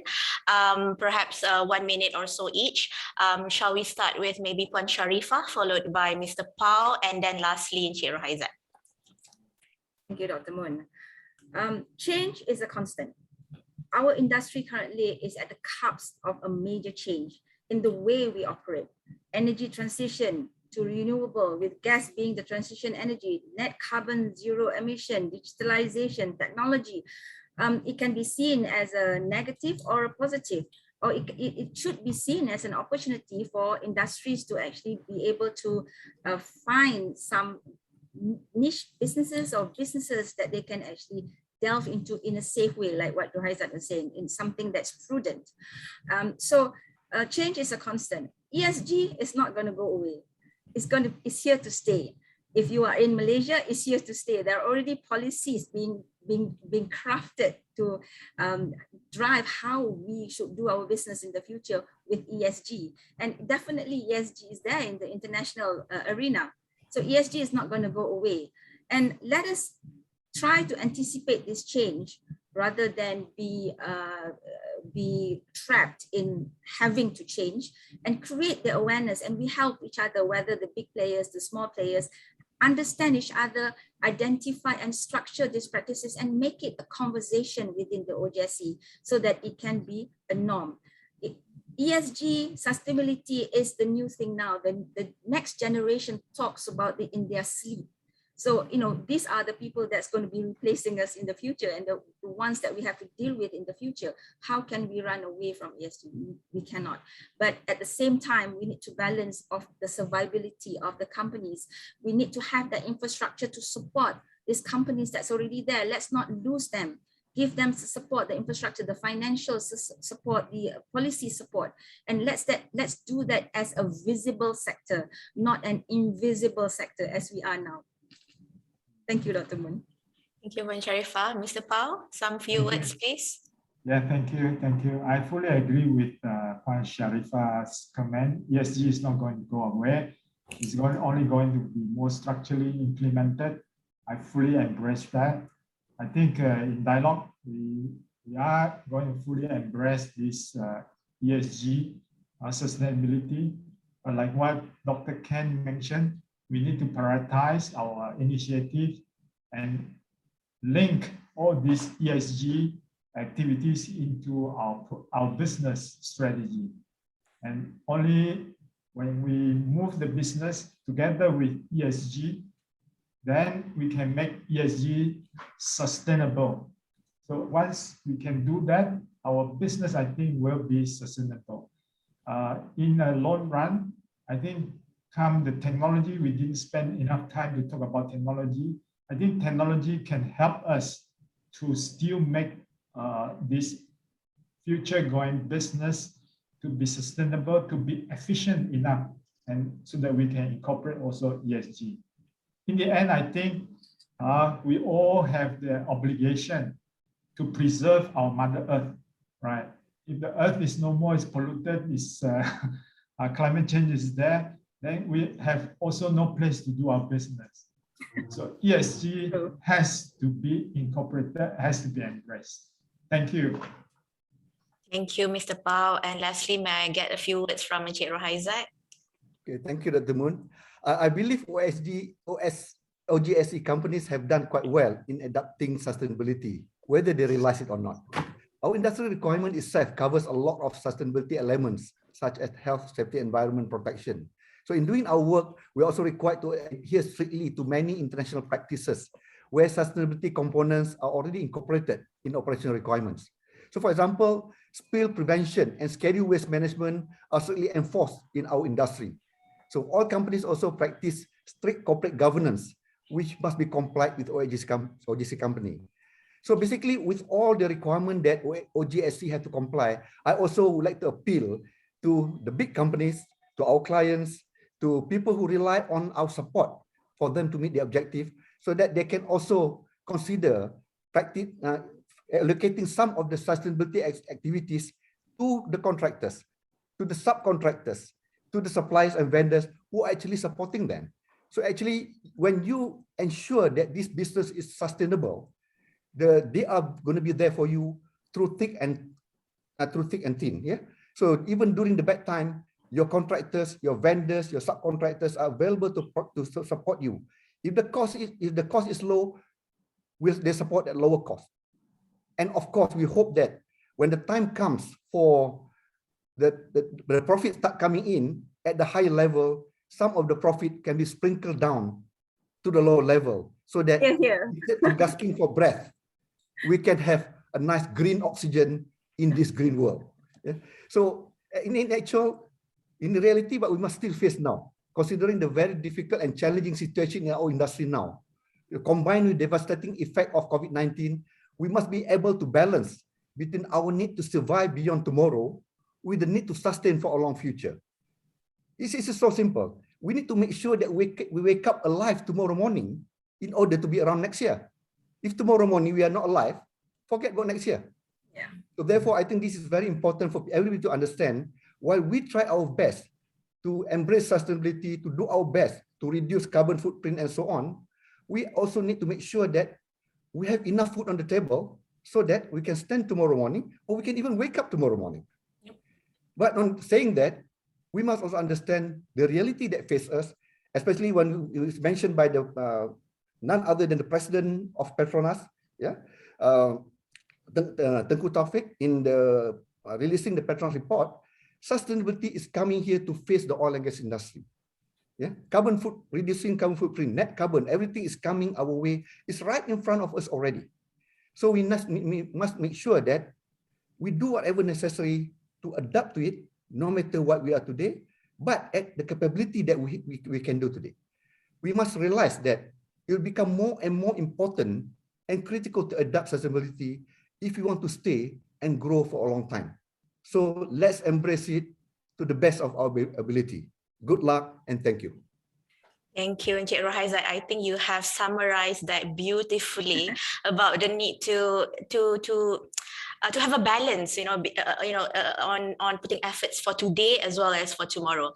Thank you again to the three panelists for the fantastic input that gives us a sense of understanding on the current landscape and ways forward for the OGSE sector in embracing sustainability. Hopefully, this session could be a catalyst to many more thought-provoking conversations and successful reporting of ESG and sustainability journey. I apologize that we are not able to take this conversation longer as our session is up. I would like to thank all participants for your interest in this session. And if I can steal a few words from the panelists today, is that ESG is here to stay. Thank you so much. And I now pass the screen back to you, Lynn. Thank you, Dr. Moon and panelists for a very passionate and frank session on OGSE companies, their SDG and ESG adoption experience, and also, finding that balance between embracing sustainability and survivability. So ladies and gentlemen, because it was a very frank and passionate panel session, so we sort of like extended the session. So what this means is instead of adjourning for a 10-minute break, we will now adjourn for a 5-minute break, short and sweet. So I hope you don't mind, so that, to ensure that we will be able to conclude our session later at 1 p.m. on the dot. So on behalf of the organizing committee, I hope you are enjoying the virtual forum so far. So we are always looking at ways to improve attendee experience when we organize events, be it physical or virtual. So please do participate in our online survey and leave your feedbacks. So to access the survey form, please use your phone to scan the QR code shown on the screen. So thank you very much, and we will see you back in 5 minutes. So that is at 11:30 a.m. Thank you.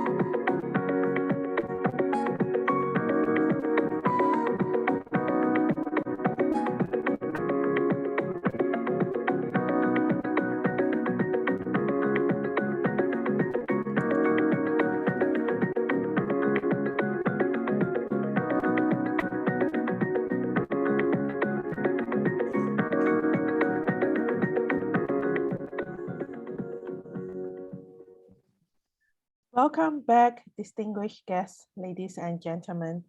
Join me in welcoming our next speaker, Encik Kenny Razalan, who is the founder and managing director at Ocean Vantage Holdings Berhad. Ocean Vantage is a Sarawak-based integrated support services provider for both the upstream and downstream oil and gas activities in Malaysia, Asia Pacific, and beyond. Encik Kenny, the floor is yours. Thank you very much, Ms. Lin. Good morning, ladies and gentlemen.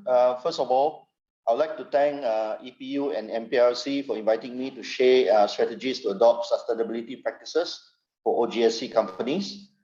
Please join me in this 20-minute session on sustainability practices, and I hope that you will find it useful in your own sustainability journey. Let me just quickly share my screen.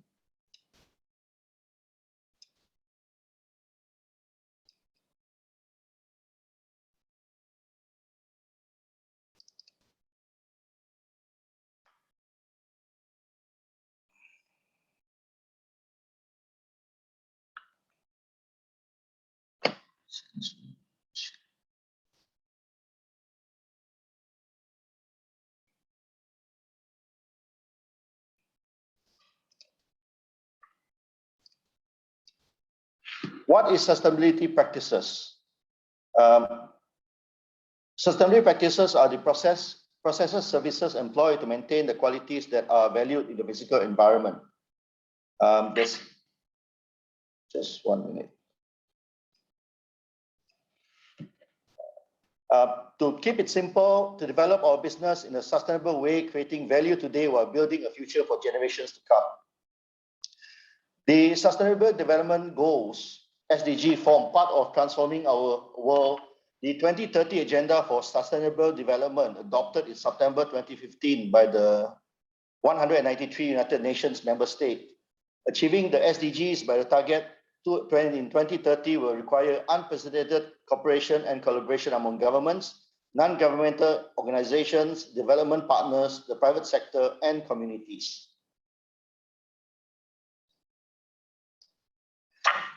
The SDG represents the world's comprehensive plan of action for social inclusion, environmental sustainability, and economic development.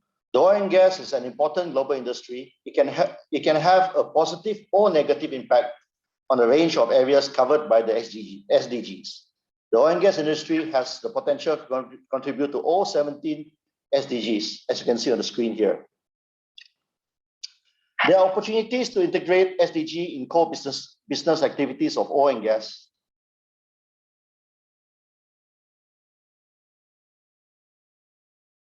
Your role in the value chain.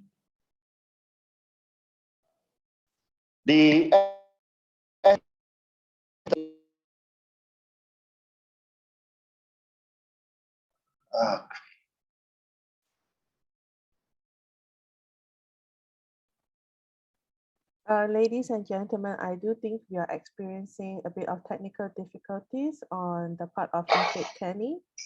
Hi, Encik Kenny. Yes, so I think we are back online. All right, okay. Yeah, okay. Where did I lose the audience? I think it was just at the beginning where you talk about opportunities to integrate SDG. Oh, okay. Yeah, please proceed. Yeah. All right. So there are opportunities to integrate SDGs in core business activities of oil and gas companies, regardless of your role in the value chain. So it doesn't matter whether you're a small or a big company, you have a role to play. Okay. The SDGs are frequently interlinked and indivisible, requiring approaches that ensure synergies and manage trade-offs.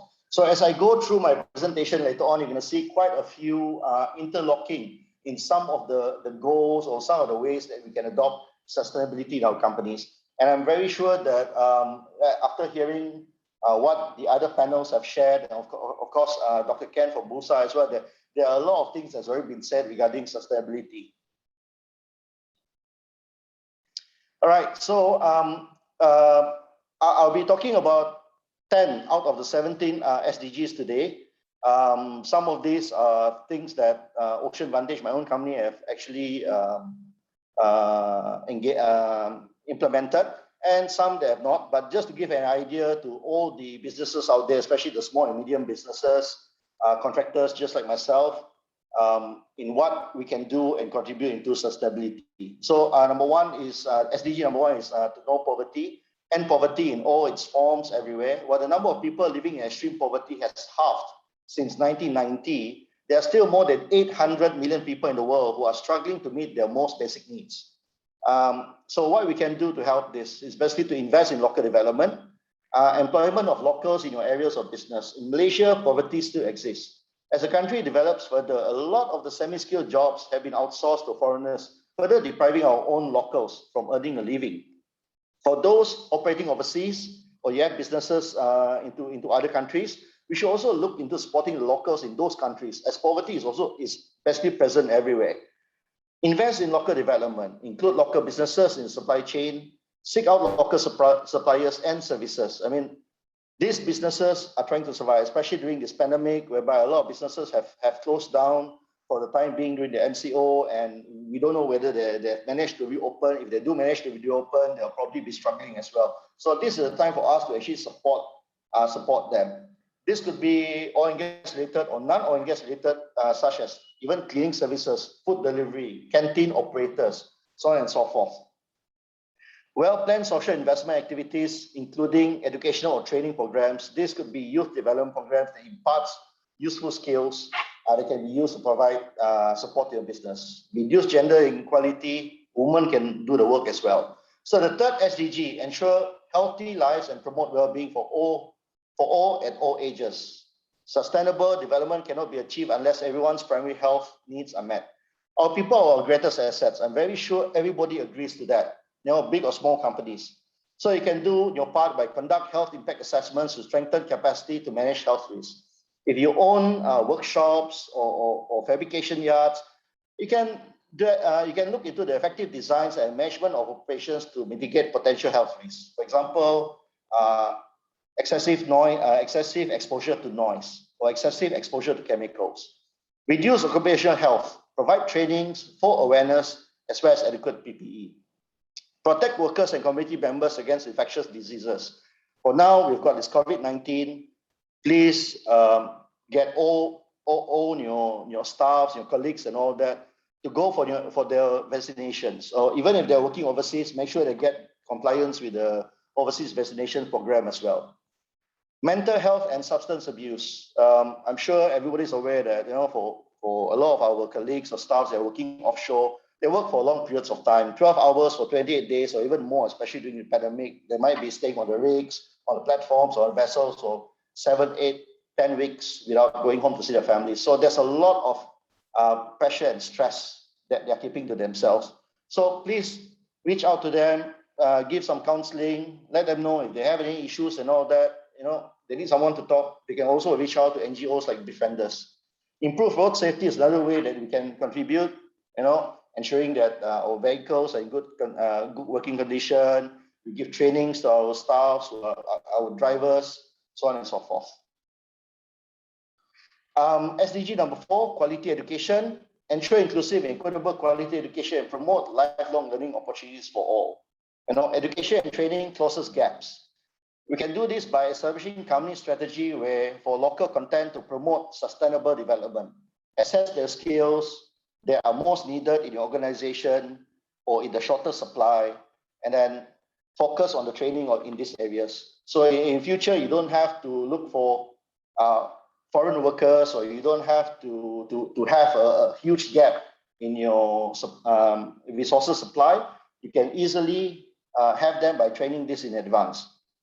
Invest in workforce education, training and technical programs. You've heard from Cik Rahaizat, Valesto has developed a lot of training programs in their training academy, and this is having a lot of response from everyone out there, even from overseas. But as an organization, you can also do your part by offering scholarships or even having external trainers coming into the organization to provide trainings to your staffs and colleagues. Invest in education training in responsible energy. If you talk about going into alternative energy like solar and all that, this is the best time to train your staffs. I mean, at the end of the day, what you are doing may be relevant. You don't have to reinvent the wheel. You may just have to invest in a bit of trainings for them to migrate or transition into a different skill set.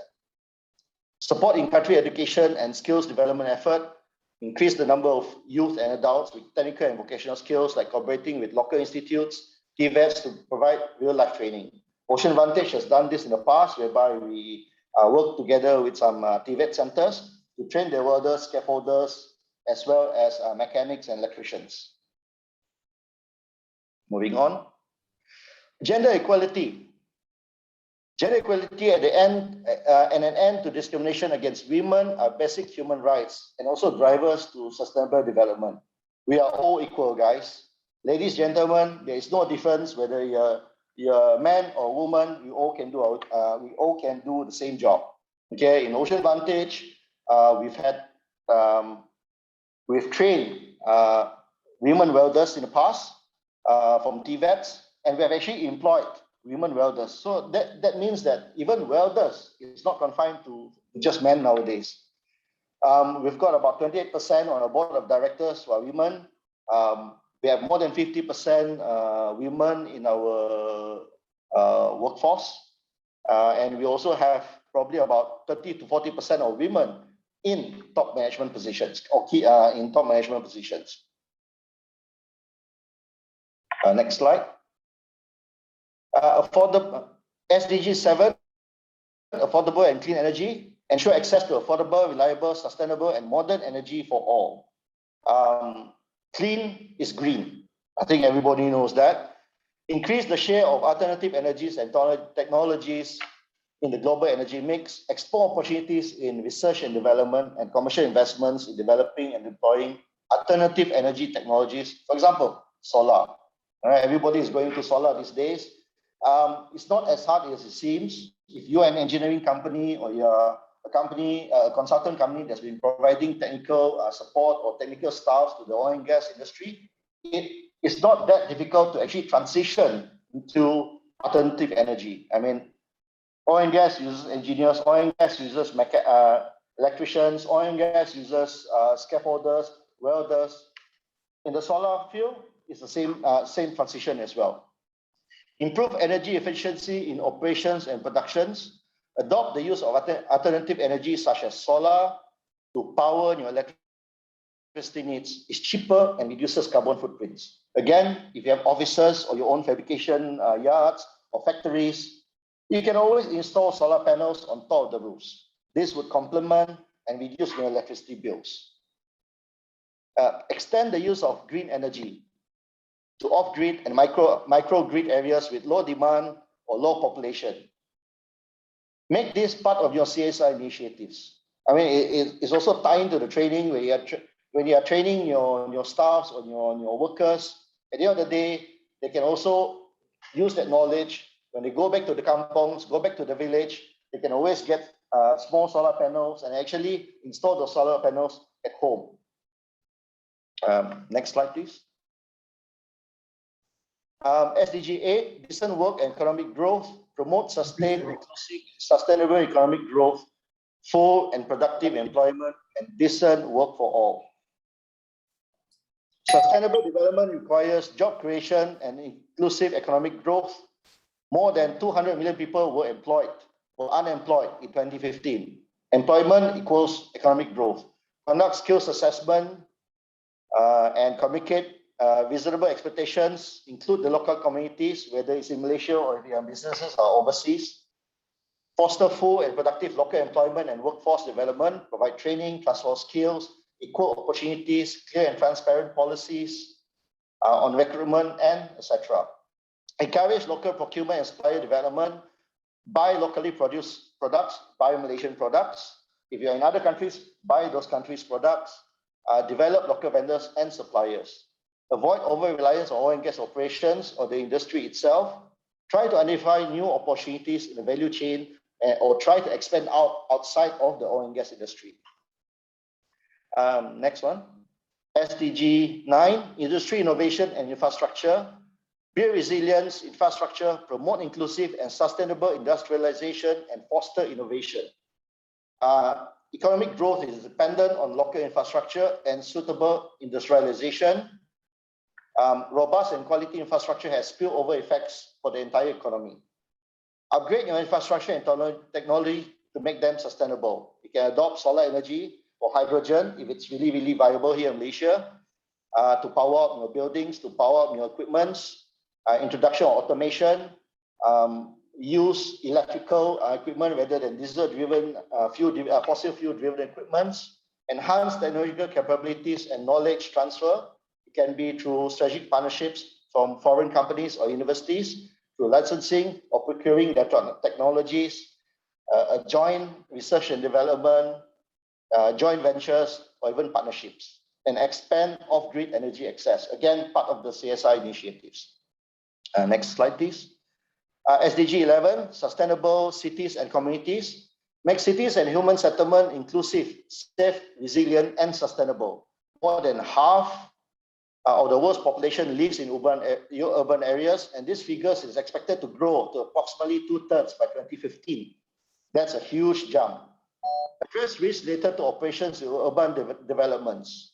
Proactive planning, engaging with stakeholders, creating buffer zones, revisiting your emergency response plans, and information sharing. This is in your operations and roach into the urban areas. Support inclusive and sustainable urbanization in communities in operations, devising temporary housing strategies, which also helps to develop, to support the local businesses, by renting houses to be made as hostels for your workers, hiring cooks to set up canteens, so on and so forth. Next slide, please. SDG 12, responsible consumption and production. Responsible consumption and production ensures sustainable consumption and production patterns. You can do this by introducing environmentally sound and efficient chemical and waste management processes, minimizing inputs, including energy and water, reducing waste outputs such as wastewater discharges and emission, as well as sound management of chemicals. Improve supply chain sustainability, ensure vendors and suppliers align with the company standards, sourcing from nearby vendors to shorten the supply chain, reducing the carbon footprint, procurement of environmentally friendly products. Next slide, please. And finally, SDG 16, peace, justice, and strong institution, promote peaceful and inclusive societies for sustainable development, provide access to justice for all, and build effective, accountable, and inclusive institutions at all levels. It's not that difficult for us to do. Integrate human rights perspective in impact assessment, corporate values committed to human rights, conduct human rights impact assessment. You can even hire a third-party consultant to come in and do a assessment in your company. Community engagement and consent consultation enables companies to respect rights of communities, timely and responsible management of community queries. For example, if you're involved in construction, in oil and gas, and you have to do land clearing and all that, it's good to engage with the local community rather than just bulldoze your way in without knowing how it affects their livelihood and the environment. Integrate anti-corruption system. Ocean Vantage has adopted this. Encourage business partners and some contractors to implement anti-corruption policies on their own as well. Next slide, please. Other initiatives that we can adopt. Okay, Route to Bursa initiative, which Petronas and MPRC and has been trying to push, and also MOXI, strengthens corporate governance. Listed company will have to adhere to compliance of code of conduct and business ethics policy. Business diversification towards alternative energy, as I mentioned. If you're not big enough to own or to manage a solar farm, you can always go into EPCC, do something small, support the big players. You can go into EV charging stations, integrated solutions, or even water wheel generator, things that Ocean Vantage has moved into. Working partnerships with sustainable technology companies. You can look into organic oil recovery, data-driven technology, remote monitoring, sourcing of green certified raw materials. You can look into your suppliers to make sure they also comply into these areas. Supplier selection is very important. Use of biodegradable chemicals. CSI initiative, anybody can do it, big or small. Donation to sustainable NGOs, tree planting program, river cleanups, blood donation drives, health awareness campaigns, the 3R initiatives, reduce, reuse, and recycle, even helping to build up villages, you know, in the poor areas and all that. These are ways how we can contribute towards sustainability. Next slide, please. So conclusion and the way forward, oil and gas companies' vision towards net zero carbon emissions by 2050 in line with Petronas and United Nations carbon neutrality. Petronas has already begun its sustainability journey for more than 2 decades by integrating sustainable practices into its business and decision making. Moving forward, oil and gas companies are expected to adopt the sustainability practices as to capitalize on the maturity of ESG practices in Malaysia while creating long-term value for the companies. If you'd like to read more into ESG, SDGs, you can always look into as references, mapping the oil and gas industry to the Sustainable Development Goals and Atlas by IPACA. So a lot of information, a lot of insight regarding sustainability can be found in this article. So that's all from me. I'm Kenny Ranungalin for Motion Vantage. I hope that the short and quick presentation, although it was a bit fast, trying to make up for the 20 minutes, would give you a bit of insight into how oil and gas companies can adopt sustainability into their organization and operation. So it doesn't matter how small you are. Basically, let's just start with baby steps. So thank you very much. I'll pass back to Lynn. Thank you, Encik Kenny, for your informative presentation and insights into Ocean Vantage, a strategy to adopt sustainability practices. Thank you. Distinguished guests, ladies and gentlemen, we will now move on to our second panel discussion for today, where our panelists, moderated by Puan Ilham Sunhaji, MPRC's Head of Corporate Strategy and Research, will discuss at length on what it means to instill governance culture as companies also internalize the sustainability agenda. Ladies and gentlemen, this is a gentle reminder for you to type your queries to the panel using the Q&A button. And also, this is a reminder to the speakers and panelists that we will have a group photo after we have wrapped up the panel session. Over to you, Puan Ilham. Thank you, Ms. Lin. Assalamualaikum warahmatullahi wabarakatuh.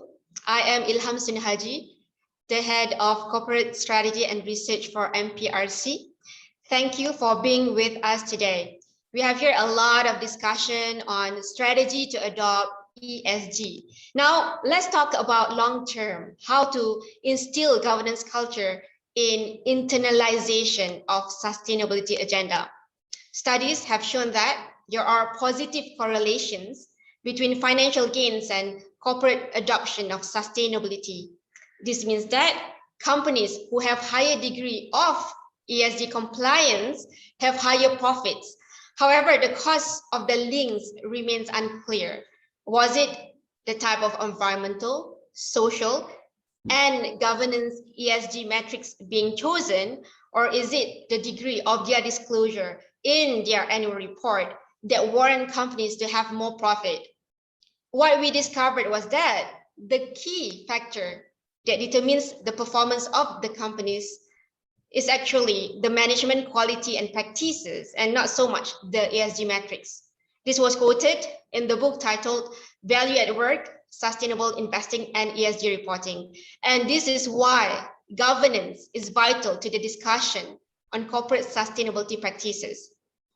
Having a solid governance system makes the difference because this will drive the internal control, therefore ensuring quality and integrity of ESG result being reported. What we are trying to say here is that the sustainability reporting by the company should not merely be greenwashing and boilerplate statement where companies disclose the progress of ESG compliance just to entice socially conscious investors. Rather, somehow it is about how ESG risks are being meaningfully described in a holistic manner, and then it is how the leaders deploy effective mitigation action. Let us hear from our subject matter experts on why governance is important. The first panelist that we have is Dr. Hafsa Hashim, who has a plethora of experience specializing in policy for SME development during her 36 years tenure of serving the government. She is best known as the former CEO of SME Corp. Currently, Dr. Hafsah is also the SME advisor for Bank Islam. She is the right person to provide advice on governance, as she is on the board of Sirin Berhad, holds directorship in Zurich Takaful, Surunai Commerce, Arab Malaysia Chamber of Commerce, Dagang Sirin Berhad, and U-Science Holdings Sirin Berhad. She was also the former chairman of Pharma Niaga, a public listed company. Today, Dr. Hafsah is here in the capacity of the chairman of Women Leadership Foundation, advocating for high quality board, strengthening corporate governance. Our second panelist is none other than Mr. David Barry, who has been a governor to the Malaysian Institute of Corporate Governance, MICG, since 2006, and is currently MICG's deputy president. He has an international background with over 30 years experience in financial services and 20 years in the commercial sector and in corporate consulting. He has held both executive and non-executive board level positions in a number of PLCs. He was a founding faculty member for Bank Negara Malaysia's Financial Institution Directors Education Program and an active contributor to corporate governance thinking. He will share the strategy on how companies can establish governance structure to drive adoption of the environmental, social governance, and sustainable development goals targets effectively. Last but not least, Encik Kamarul is the founder and CEO of Aerodyne Group, a Malaysian-based drone solutions provider that is ranked second in the world by Drone Industry Insights of Germany. He is the EY Entrepreneur of the Year 2020, EY Technology Entrepreneur of the Year 2020 Malaysia, as well as SEBA Entrepreneur of the Year 2020. Encik Kamarul led Aerodyne from a 3-person startup in 2014 to a global company with presence in 35 countries in just 6 years. He will be sharing his views on sustainability from the perspective of the smaller OGSE players. Let us commence our discussion with the definition of governance.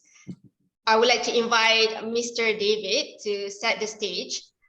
What are the definition and philosophies of a good governance practice? Mr. David, over to you. Thank you, Ilham. Good morning, everybody. Can we have the first slide, please? This is actually a rework of the original definition of CG that's been in all the Malaysian codes of corporate governance since the first one in the year 2000. Now, what I've done is to try and bring it up to speed for the current environment. And it needs to be understood against the backdrop of one size does not fit all. So the philosophy behind this is that you must cover the basis in a way that best suits your organization and the available resources. It's a completely pragmatic approach, because at the end of the day, it's governance in action that really counts. Over to you, Ilham. Right. Thank you, Mr. David. The next question that I have is actually for Dr. Hafsah. My colleague told me that sometimes people make ESG too complicated by focusing too much on environment, but there seems to be quick wins for companies in adopting ESG. For example, company can already comply to the governance and social aspect of ESG, namely gender diversity and inclusion, by having more diversity in decision-making position, perhaps at the board level, and at the same time strengthening the governance process. What are your thoughts on this, Dr. Hafsah? Very interesting question. Thank you so very much, Ilham. Assalamualaikum warahmatullahi wabarakatuh, and a very good afternoon to everyone. That portion of the word inclusivity and diversity, is something that is so very, very close, I think, to my heart, especially because I think all boards practice diversity and inclusivity.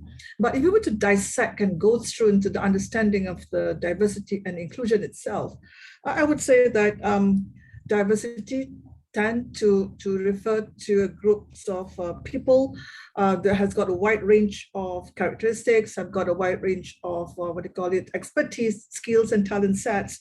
And they may include, as you already said, gender. And they also include in terms of diversity, race, ethnicity, whether they are military or veteran or disability status even. And so that's diversity, a diverse group of people with different skill sets and talents.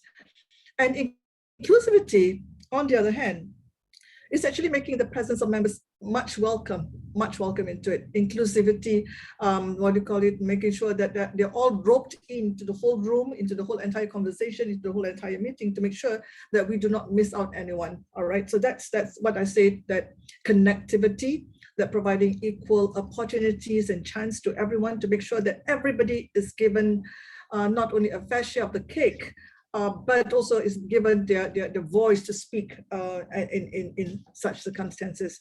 So if we were to look into the whole entire context, the difference between inclusivity and diversity is the fact that diversity is actually a state of being. It's not itself something that is being governed. Yeah. Whereas inclusion is a set of behaviors that can be governed.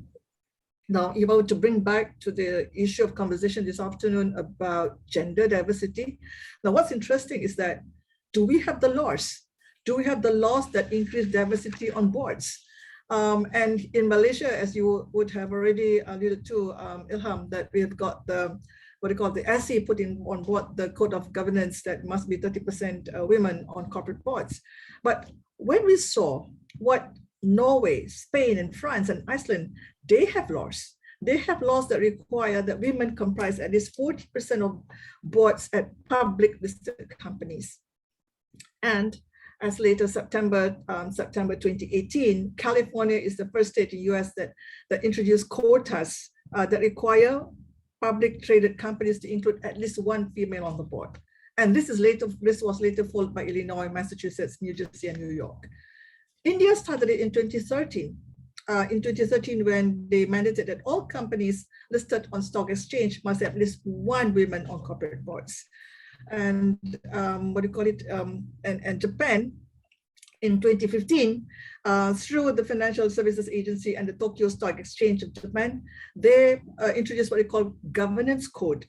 And these governance codes require all public listed companies to have at least one female director.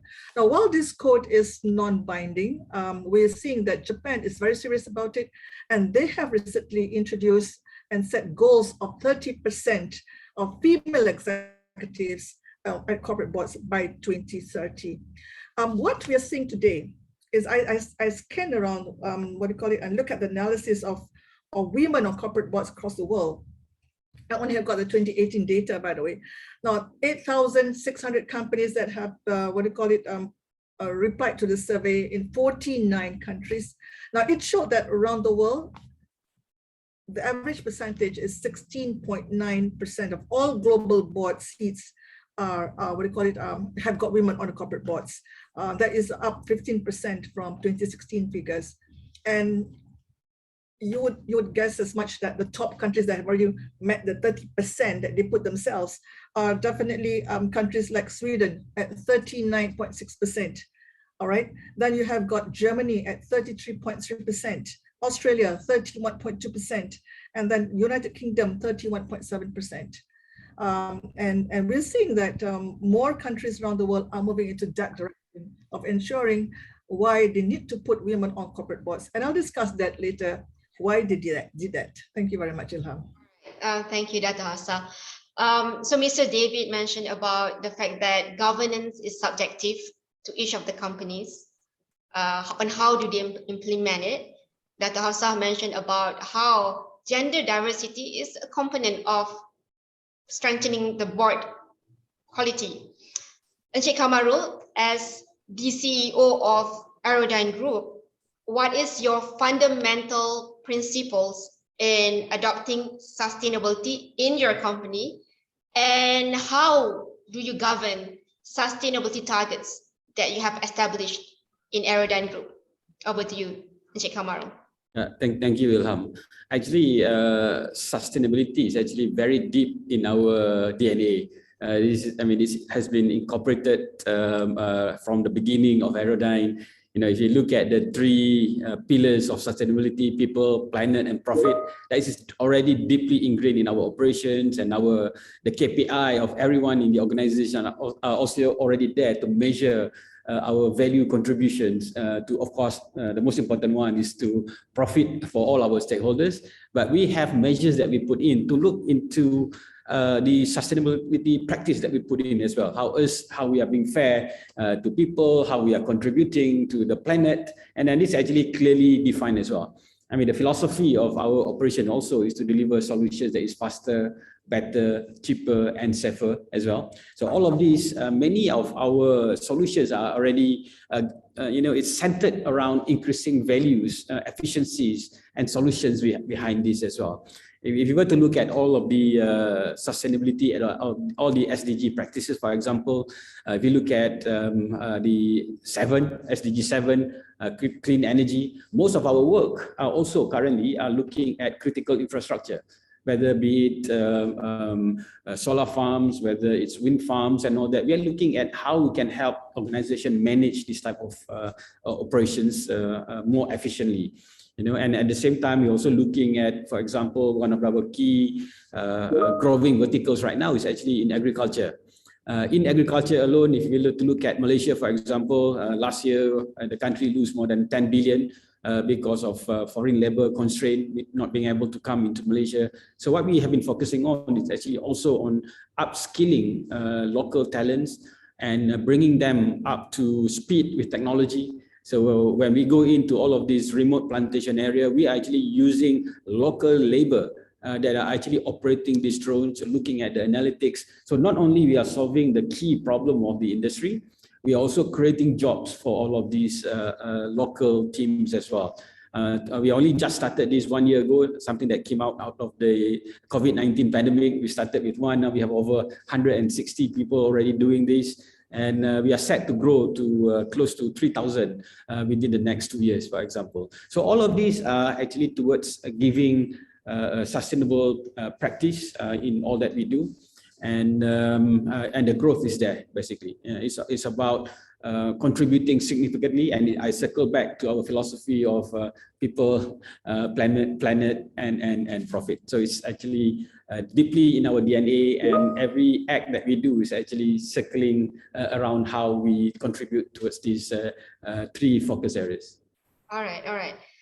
Thank you, Encik Kamaru. I like the word you are solving the problem of the environment via your product, which is the drone itself. So it's essentially integrating, solving the issue with the business model, therefore creating values to your company as well as to the public at large. Now that we understand the definition of governance, I would like to bring the audience to explore on the topic of instilling the governance culture. Recently, Securities Commission in the Malaysian Code of Corporate Governance, MCCG, made it a requirement for companies to disclose sustainability practices and progress. This was mentioned early on by Dr. Ken.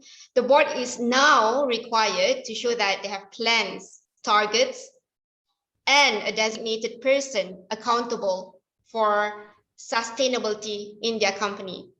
If I am the CEO or board of directors of PLCs, what are the strategies and plans to establish the governance structure for sustainability? Please, Mr. David. Okay, thank you. I think we hear a lot today about the new normal, but everyone's understanding of the new normal is quite different.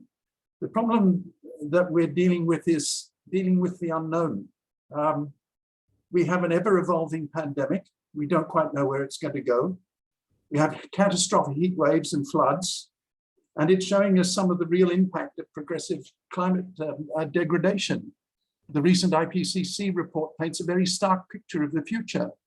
And as we tackle the human contribution to our warming planet, social and business changes are inevitable and will be significant. But it isn't necessarily gloom. While we've seen that there are vulnerabilities of companies with highly leveraged business models and those that are based on future values, others who adjust well and are willing to grasp new opportunities will actually do well. And that's the way it should be. Society needs success stories. Bankrupt companies don't pay taxes, which means that society then doesn't have the money to finance infrastructure and services. So along with the climate, we hear about the United Nations SDGs. They've already been covered this morning in a lot of detail. Today's corporations approach sustainability through a stakeholder lens driven by the agendas of regulators, NGOs and NGOs. But SDGs can actually be very complex. They provide an excellent context for management's role with regard to detail, but the board may be much better served with a more holistic approach. And Kamarul has mentioned this in what he was saying. This phrase, triple bottom line, was invented by someone called John Elkington, a British management consultant, and it goes back to 1994. It's strange how good things keep bubbling to the surface. Triple bottom line theory says that companies should focus as much on social and environmental issues as they do on the financial issues. They're there to understand the real costs of doing business. The three bottom lines are profit, which is the traditional measure of the P&L account. People, the measure of an organization's social agenda. And the third, the planet, measures how environmentally responsible a firm has been.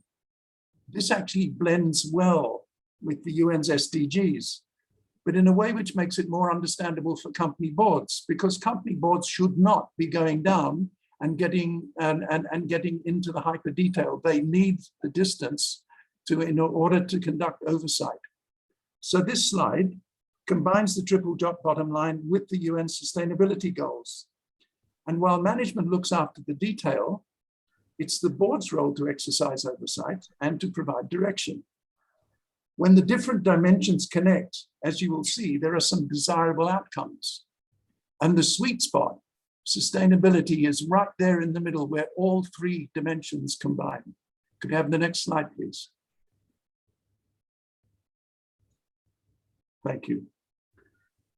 There was a task force on climate-related financial disclosure, which was set up in 2015 by the Financial Stability Board, which is a financial think tank originally created by the G20 nations. The objective of this task force was to provide financial markets with clear, consistent, comprehensive, quality information and disclosure on the impacts of climate change, plus risks and opportunities presented by emerging technologies and social developments in our changing world. This is how governments today and regulators, including our own, guide those who provide money. The consequence, of course, is that for those who need access to money, they have to fall in line. This means that boards need to step up, take charge, put in place the necessary structures and processes and procedures.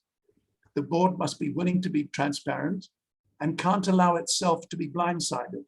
Next slides, please. But it needs to look at taking charge of the way the process works. The best approach to this is to, where are we? We're taking charge of the agenda. The best approach to this is to actually use the disclosure requirements to guide the board's actions and to help the company design how it faces the challenges. So what are the benefits of good disclosure? When it comes to risk assessment, better evaluation of the range of risks which affects the company, its suppliers, customers, and competitors. For capital allocation, better informed decisions on where and importantly when to allocate capital.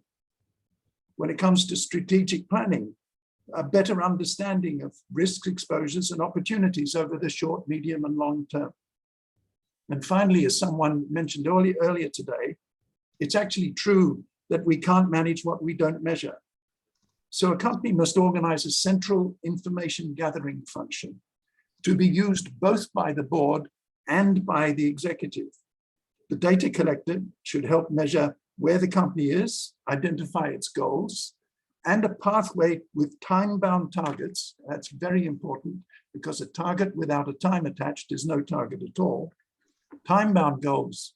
In other words, the metrics should support the progress towards securing strategic goals and opportunities. As always in these situations, it requires positive, action-oriented approach. And very importantly, it requires communication. Back to you. Right.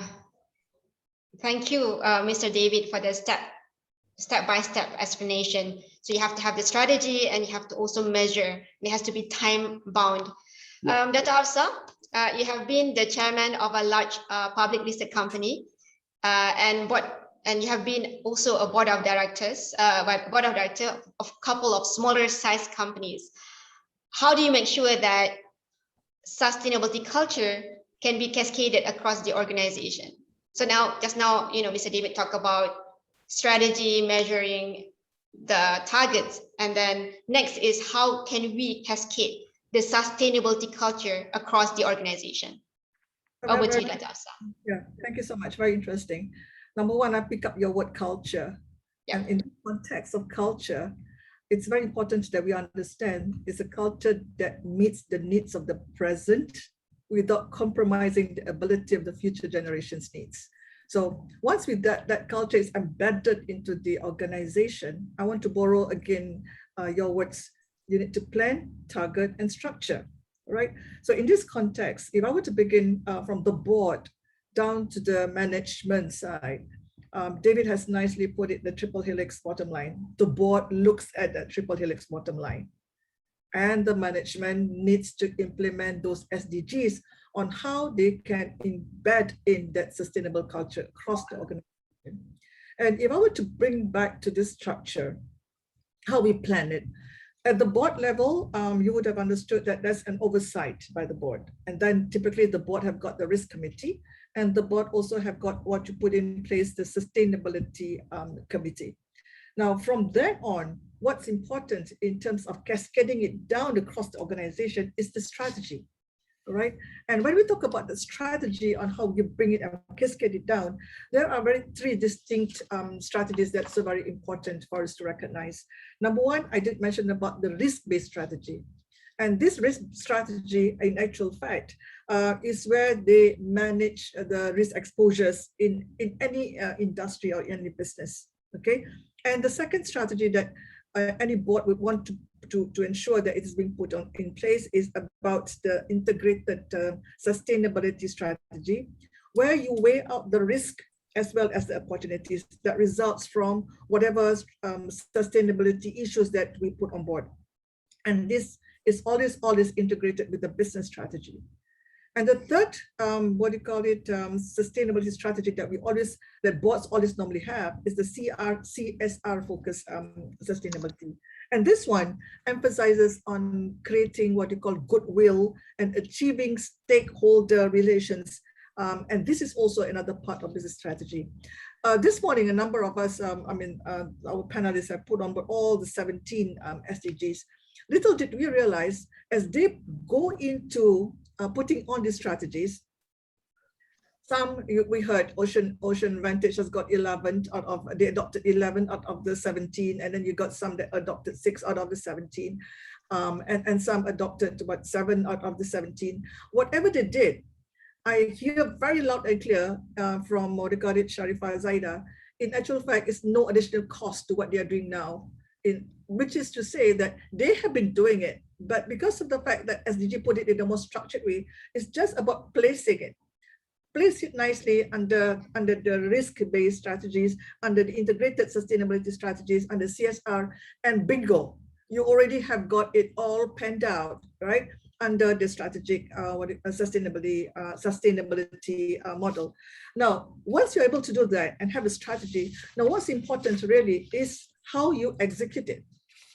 And to me, what do you call it? When you put in this kind of execution, there are 6 key components to make sure that it cascades very nicely down throughout the whole entire organization. Number 1 is, of course, engaging the stakeholders, because stakeholders is so very important. That's that one you need to know that you do it right first time.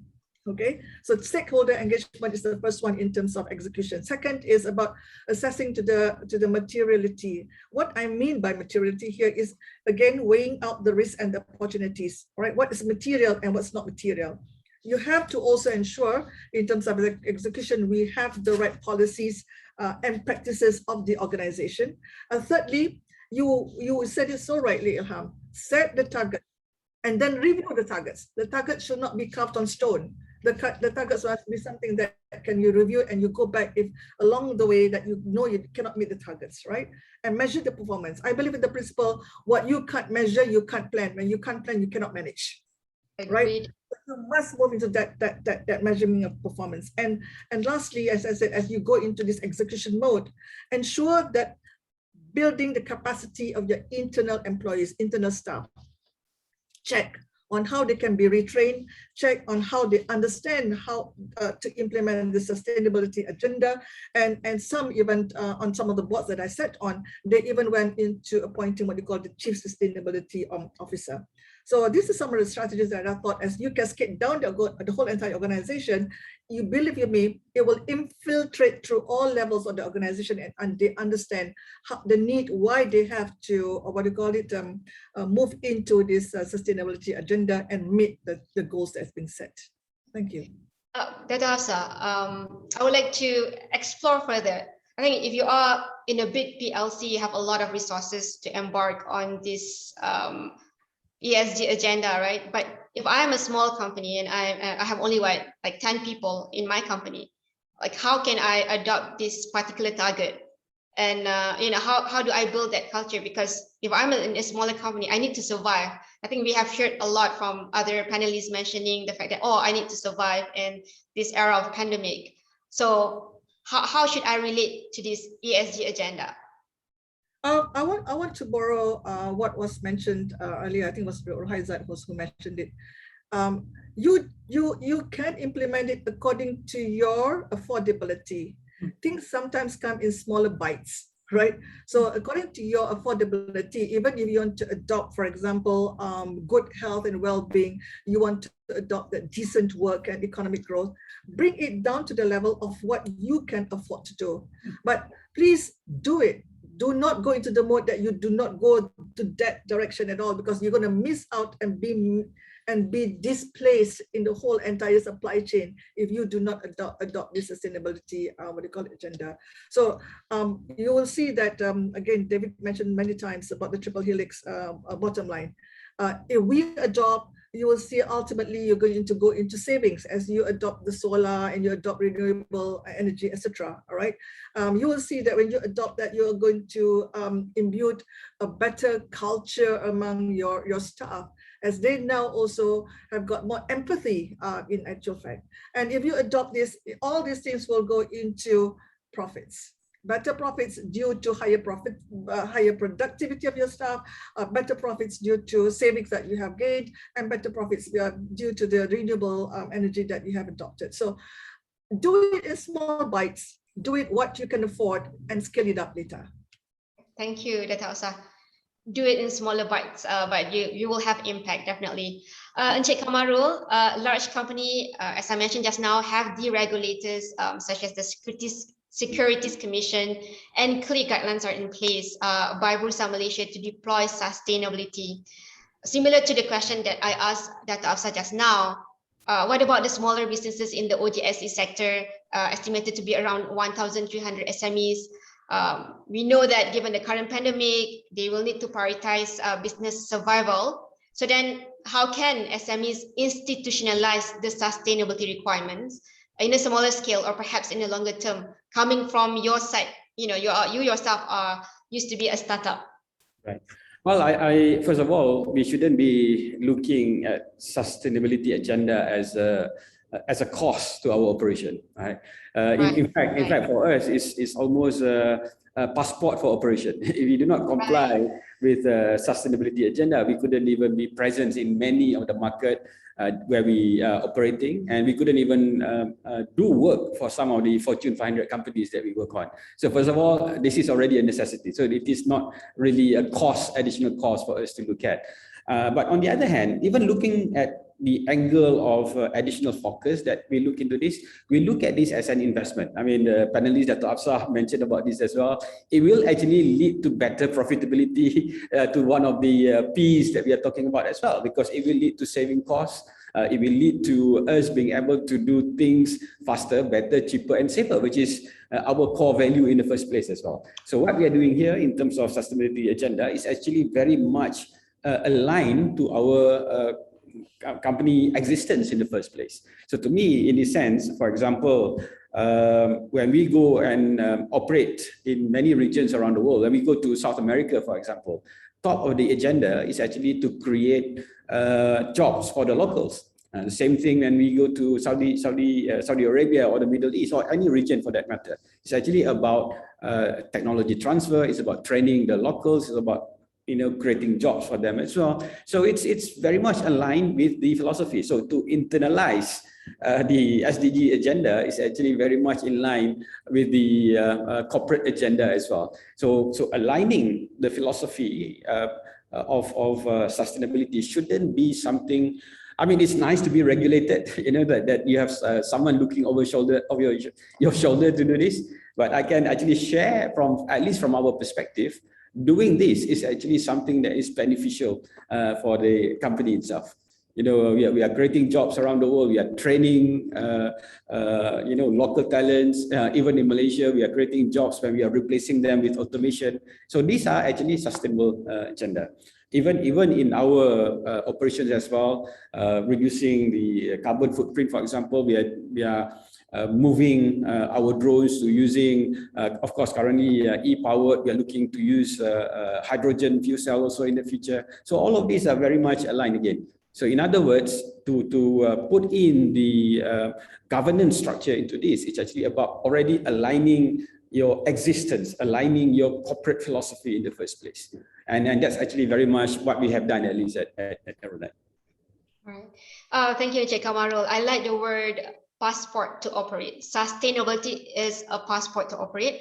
And, basically companies is focusing on creating jobs. And you align the company philosophies to the value that you create to the public, which is creation of jobs. Ladies and gentlemen, allow me to shift to the topic of managing risk from the perspective of sustainability. Research has shown that diversity at the board level improves governance effectiveness. Again, hence I see and hence the requirement in terms of the board composition. I think Dr. Hafsa already mentioned this just now. Companies will need to have 30% women directors at the board level, disclose targets and plans, and these are to be expanded for senior management as well.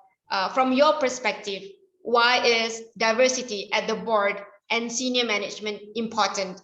How will these lead to an effective governance structure? Over to you, Dr. Hafsa. Thank you so much. I like that question because it's very close to my heart again. Because when you talk about diversity at the board, and in this case, I'm making reference to gender diversity, very much looking into a lot of studies that have been done by McKinsey and EY and others. What they're saying that if you have women on corporate boards and more women on corporate boards, it's good for your bottom line. And this is, as I said, not something that a line that's picked up from the air. It's through research that has been done.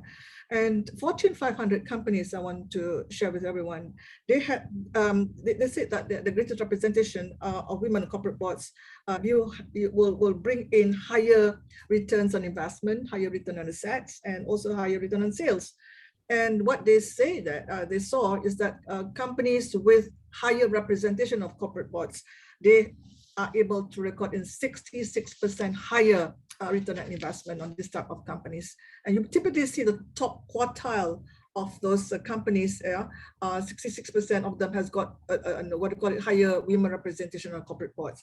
Now, secondly, interestingly, your question is about also looking into not just board members, but also in terms of decision-making, senior management, right?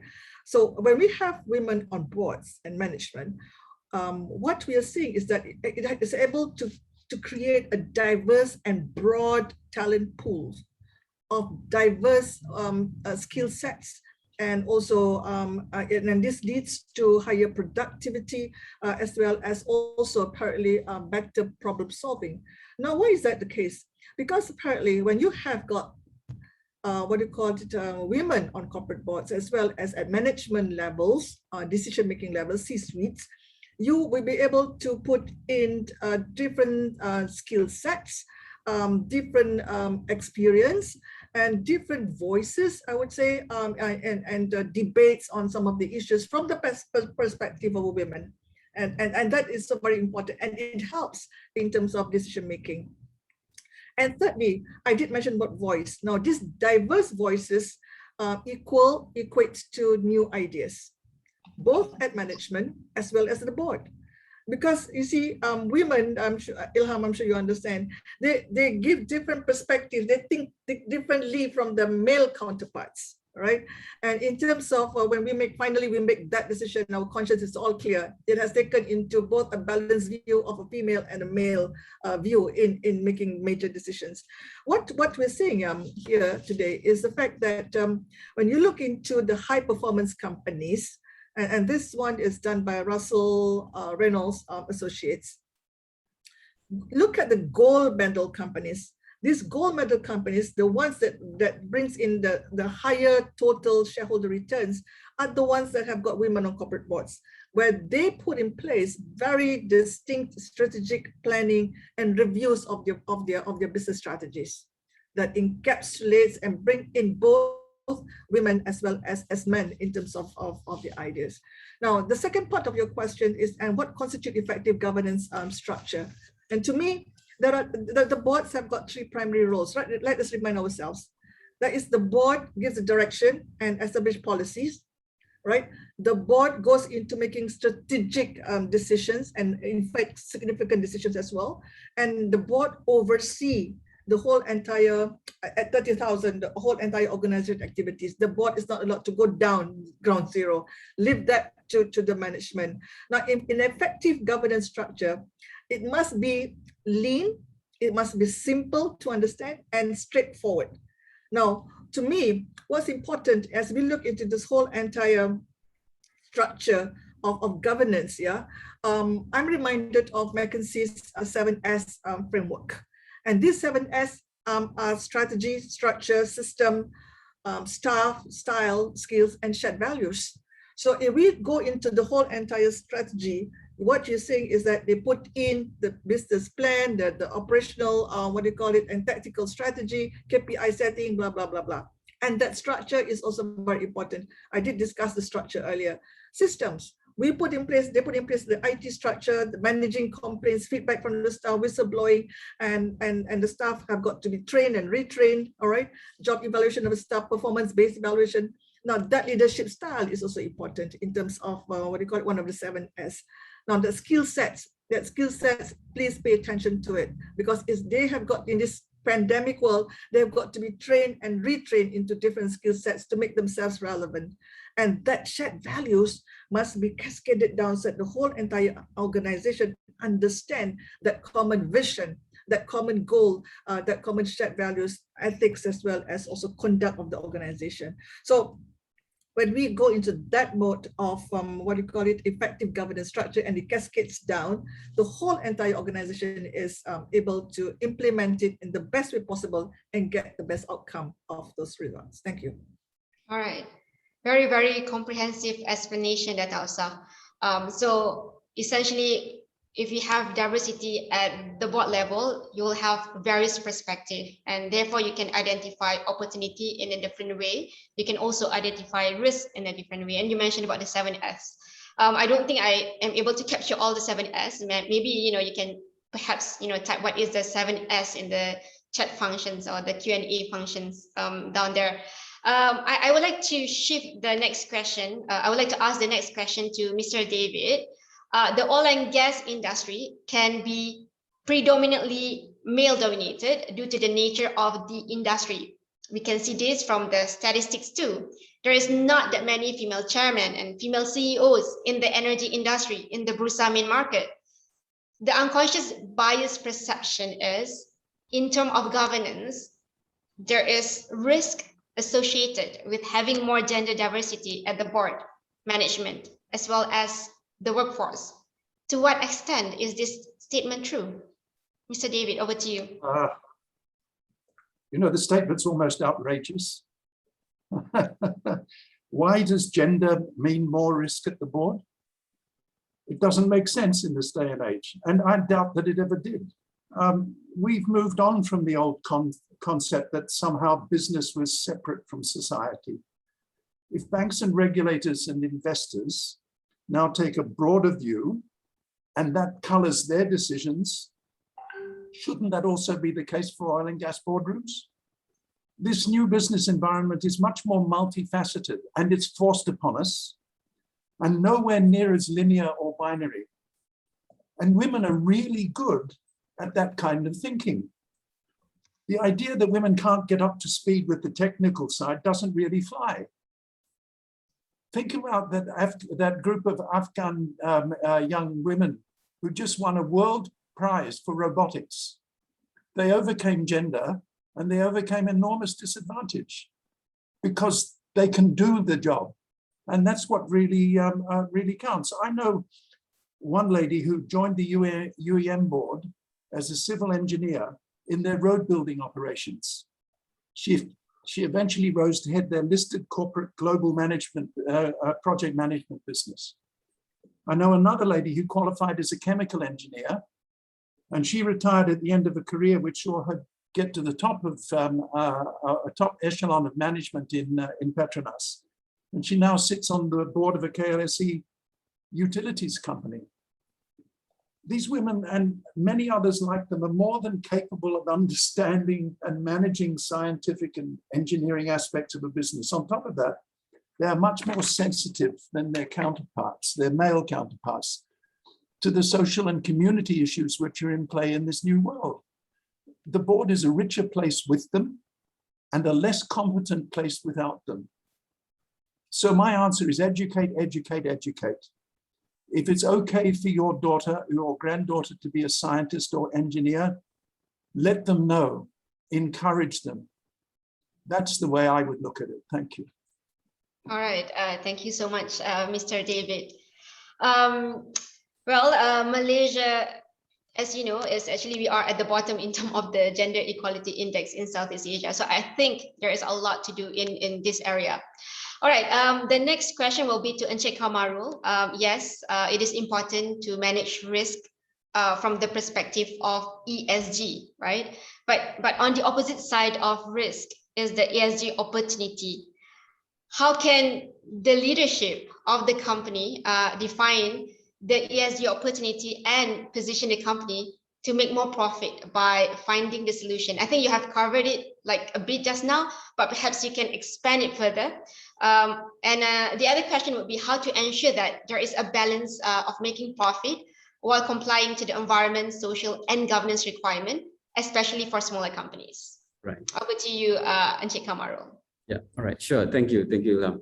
Well, today we are living in the era of Industry 4.0. I mean, it's all about optimization. It's all about doing things. Again, I'm risking sounding like a broken record. It's all about doing things faster, better, cheaper, and safer, right? And then that's actually the basic rule of existence of what we do as well. I mean, we're always finding ways to do things better, saving costs and all that, right? So the focus is there. It's all about developing new solutions. It's all about understanding how the clients are operating, how we can use technology in order to deliver this solution. So it doesn't really matter. I mean, we were talking about gender earlier, so maybe I can touch a little bit about that too, right? And historically, when we started our business, and I think this can go the same to any other startup or technology company in the new, I would say, vertical. You know, in our space, in drone, I mean, it's considered to be something that's rough. Our crew, our pilots will need to be on the field. So when we first started a little over 6 years ago, so naturally our numbers was mainly mainly male, because the work are considered, you know, tough. They need to be on the road all the time, flying these drones and all that, right? But as our solutions expanded from just delivering the data capture and all that, where it's almost you know, a labor work at that time, to data side, then we begin to see more and more female side joining Aerodyne as well. So today we are almost balanced. Now we are almost 50-50 between male and female as well. And we are actually, to be honest, seeing better delivery from the team. The diversity that we have and each side of the workforce that we have are actually contributing to the cost. So at the end of the day, the point here is that yes, the equality must be there, you know, and we actually now make it the point as well as part of our hiring policy to make sure that we provide this equality globally. Right. So you mentioned even in your company, you also have like sort of like 50-50, and your wife is also part of running the company with you as well? Absolutely. She's the co-founder and she's on the board as well. Unfortunately, the only female on the board right now out of the 5 board members, but that can change anytime in the future as well. Right. Yeah. All right. Yeah. Actually, in MPRC, our workforce are quite balanced as well. We have, I think, more or less 50% female and 50% male. Now, I took note that the time is 12:40. I would like to take the questions from the audience. You can type your question in the Q&A box, please. I will go to the first question by the audience. Okay, question by Rosman from MDA. IEA analysis using 2019 data from 2,500 energy companies reveals that women make up less than 14% of senior management. Instead of to focus on achieving 30% women on board, shouldn't we put greater emphasis on increasing participation of women in leadership role with targets to comply to ESG and ensuring a sustainable pipeline of women talents? I would like to pass the question to Dr. Hafsa. Very interesting question. Yes, you are right. I think if I can speak on behalf of Women Leadership Foundation, where we're coming from is not just about putting women on corporate boards, but also we are going to create what you call a funnel of future ready female talents that are polished, that are nurtured, that are ready to be taken up, to take up positions at C-suites. Now, what's happening here, that the challenge of us fulfilling that role of 30% is by the fact that we do not have the critical mass at the moment, right? We do not have the critical mass of where you can easily get the women data to, to put them on corporate boards or to put them at C-suites. So what Women Leadership Foundation has done is the fact that we are moving into identifying these talents, young talents starting from universities. Even we're working with some universities, already working with 6 universities from the university, and then we want to polish them up. And also we are also working from the middle to the senior management of GLICs, of GLCs, of PLCs, as well as also government agencies, to bring them together, polish their talents, and make them future ready, and create what we call the critical mass. Now, this critical mass to me is very important, in fact, it is the single most important element in this successful board inclusion effort. So definitely I hear you loud and clear, and I hope you are with us in this agenda to create and to polish future ready female talents, and also to make them the future CTOs, CIOs, CEOs, you name it. So we are moving that direction. And our plan is 50-50. 50% women in that direction of the future chairman, the future, what do you call it, vice chancellors, the future CEOs, and the other 50% is we're going to polish their skill sets in between the middle to the senior management. Thank you, Dr. Hafsa, for the comprehensive answer. And thank you to Rosman as well for quite a progressive question. All right, the next question will be, in order to achieve the SDGs target by the government, all parties shall play their roles in materializing the target. Nevertheless, the government shall play a vital role, and they need to provide a much more clear direction, acts and guidelines to the private sector. The question is, what do you think, whether the government has given a clear direction in order for the private sectors to support the SDG? I would like to give this question to David, because you are in MICG and you have been in this space for quite a while. Over to you, Mr. David. I think the government itself is at this moment quite quiet. It welcomes the development goals. It wants to see us grapple with the climate and the pandemic issues and all the rest of it towards creating a better Malaysia. That's where they're going. They've supported the regulators, and they've used the regulators as a way of getting the message out. And the regulators have taken the approach that if they can persuade those that deliver money to somebody to ask the questions and impose the strictures, the failure to deliver money will stop money going into the wrong hands. And then the assumption is that it goes into the right hands. We're not 100% sure yet, and I think it's almost too early. Can the government do very much more at this point in time? Do they actually have the resources? The government coffers are pretty stretched. And so to launch enormous initiatives remain problematic. So if you can get the private sector to agree to go along with the philosophy that they're promoting, the private sector is using some of its resources to help the government achieve a long-term agenda. And it does appear that stronger government and private sector partnerships appear to be a big contributor to the way nations are changing and economies are changing. Not the old privatization way, which was a way of giving well-established government assets, giving it to cronies, as has happened in the past. It's a failed solution, and it's accepted as a failed solution. But the government needs successful companies. And so if they can get successful companies to contribute to the agenda, that's how they will drive this complicated question, actually. It's nowhere near as simple as it looks.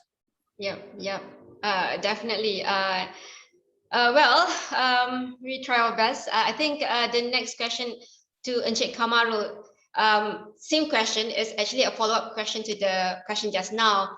Are the initiatives given by the government right now attractive enough for companies to comply to SDG targets? For example, low interest financing, tax advantage, grants, as well as sufficient advertisement. What do you think, coming from the smaller OGSE? I would echo what David said just now. Actually, it's rather quiet. To be honest, we are really driven by our own reason to support sustainability agenda. I think looking at what's happening out there, we don't really hear much about pushing this agenda, to be honest. So I think the government need to do a little bit more from the awareness on why we should be doing this. Perhaps putting in policies and processes in place that would encourage maybe even some incentives to support this agenda. So at the moment, to be a simple answer is that I don't think it's enough. We need to be doing more. Yeah. All right, noted. Okay. Another question would be from Hisham Harun. Each company has embarked on ESG initiatives since forever, but all the doings were not structured as what we have under SDG right now. So looking at the current business scenario, where lots of companies are on survival mode, this company can amplify these initiatives as their ESG way forward without further investment. They should consider them as progression, where they need to have a much more phased implementation according to their level of affordability. So priority for smaller companies will still be on survival, but you know, having a much more like longer time frame perhaps in the future. What does the panel comment on his opinion? Maybe we can start with Dato' Hafsa. I agree with that. With the question, it's actually, I think this morning we had this conversation. Like Ms. Sukin, it was Rohaizat who brought it. Survival versus sustain. All right. We need to prioritize. We need to prioritize. We have to know what is immediate, what is important, and what is urgent. If I were to put those categories of urgent, important, and immediate, you know, this one is really immediate. That is survival. Survival of their businesses is very important. So they must go into those mode of survival. Yet, if you look into this conversation this morning, some of those you know, alignment to SDG do not even involve extra investment. They do not even involve extra costs. All right. So I would say itemize those those SDGs that do not involve extra costs. And if you can identify those that you can implement immediately, and also show to the world that you are aligning to the SDG development goals, then you are in the right direction. Then once you have done and you know it's immediate, now good for the next one is urgent. Urgent meaning you have to do it, you know, you got to do it, right? So if you have already put in your item list of what is urgent, implement that first and go to the next one, which is important. Important can take you 2 months. Important can take you like 2 weeks. So so whatever it is, you must put in that structure, know your timeline, know when is the end of the destination. Importantly, know the outcome. Okay, because this time the outcome is your time invested in it. This outcome is actually how you planned it well, and the outcome is how you strategize the whole entire game plan. Right. Talking about, I think, priorities, you know, like things like vaccination for your employees is actually quite a priority right now, and it's something that, you know, companies can start focusing on. All right, finally, we are now reaching towards the end of our conversation. Let us talk about your vision for sustainability in Malaysia. So imagine a Malaysian economy that is so strong and vibrant with a stable political landscape. So I would like to ask all the panelists, you know, what will be the best version of sustainability that you envisioned for the business community in Malaysia? So maybe perhaps we can start with Mr. David, followed by Encik Kamarul, and then Dato' Hafsa. I think my answer is not just for business, it's for Malaysia in all its aspects. You describe a world which will be much less fraught, one which is more united and less divided. And that should be, if it's a strong and thriving economy, living within the capability of its resources and continually renewing itself, because that's the whole part of getting into a sustainability cycle. But I would take a step back from that and value this in a very personal way, because I think it becomes important and we need this perspective. I would like my grandchildren, because this is some way ahead, to be able to think that they now, as parents themselves, can happily look on a world which is fit for their grandchildren to live in. That's how I would judge it. And that would be my hope for the future, would be they would say, yes, we can. It will be a good world for them. Thank you. All right, thank you, Mr. David. Encik Kamarul. Yeah, I will look for equality. I think a future that is of equal opportunity for all, jobs, job opportunity for everyone, more mechanization, more by use of technology, we can provide equality, and at the same time uphold the sustainability agenda. Right. Thank you. Equality is the word. Dr. Hafsa, over to you. I will look into the two trends that in the next 10 years that will drive the evolution of governance in this context and sustainability. And these two trends, the first one is about increasing public expectation of good business behavior, equates to governance, equates to integrity and ethics. And the second one is about the rising business complexity that is caused by AI, big data, blockchain, and all other machine learning processes like drones, for example. So this is where I would say we are looking into the triple helix again, higher motivation and also higher productivity among employees as if we give them the right incentives and motivate them rightly, you would see healthier and happier people in this planet, all right? And when you see that people in this planet are happy and healthier, then you're looking into better air quality, cleaner waters that's a result of lower carbon emission, and you got a good a cleaner and fresher earth that we're living in, and safe.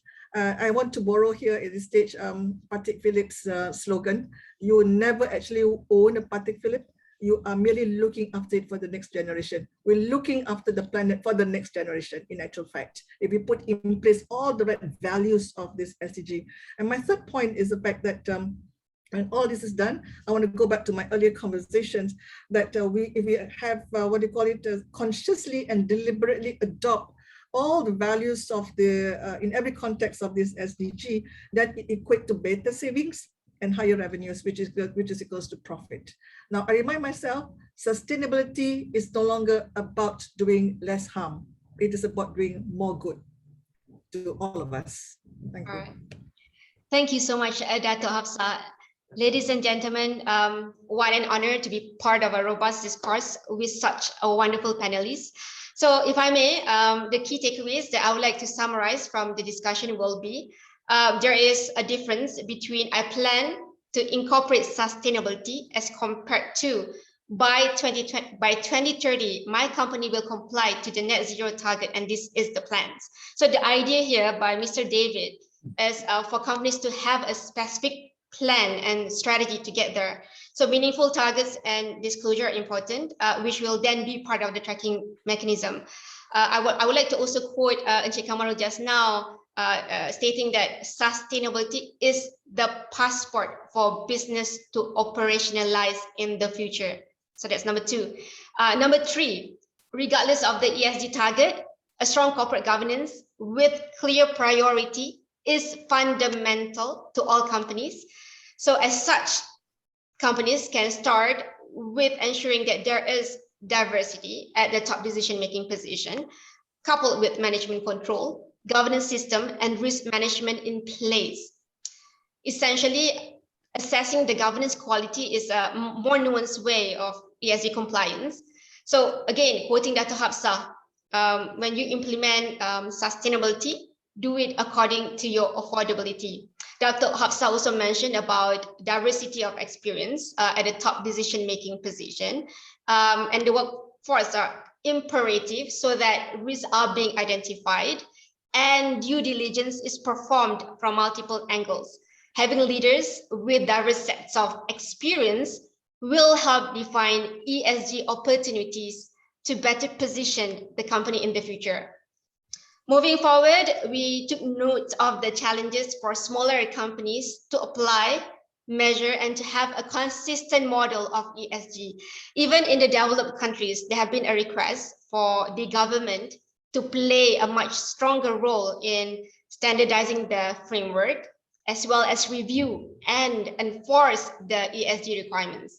So echoing what Encik Yazid, CEO of MPRC, and Puan Zaida, Director of Energy Section EPU, mentioned early on in their speech, I am proud to reiterate that MPRC will be collaborating with industry players such as MOXIE, MOJEC, MUSVA, and MOCA to determine the sustainability roadmap for the OGSE sectors by next year. We will be conducting a roundtable with the OGSE industry representatives in October to agree on the next steps. Do contact us and highlight your issue and concerns on sustainability agenda for the oil and gas industry, and together, hopefully we can find the solutions. As mentioned in the National OGSE Blueprint, by the end of the day, our definition of sustainability is about ensuring OGSE companies, especially the SMEs, make profit. Profit will always, always, always be the true north, while at the same time creating a shared value to the society and leaving a legacy to the future generations. Because together we are Keluarga Malaysia. I would like to pass the floor back to our amazing MC, Miss Lin. Thank you so much. Thank you, Puan Ilham, for a very succinct key takeaway and summary. And also thank you to our panelists. I think you will agree that it was a very insightful panel discussion earlier.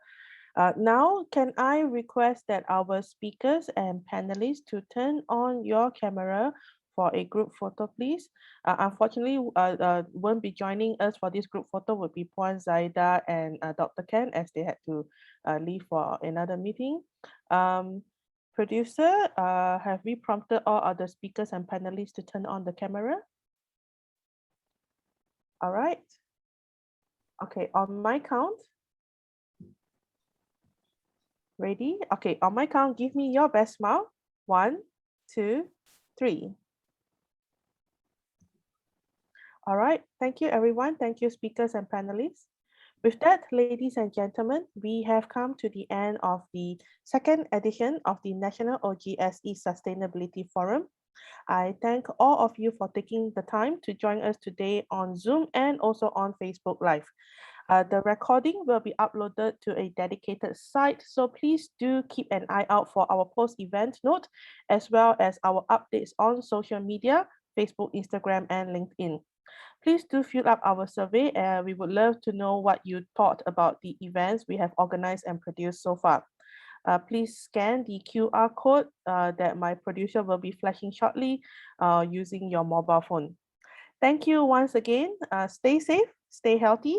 My name is Lynn. I am signing off on behalf of MPRC. Thank you.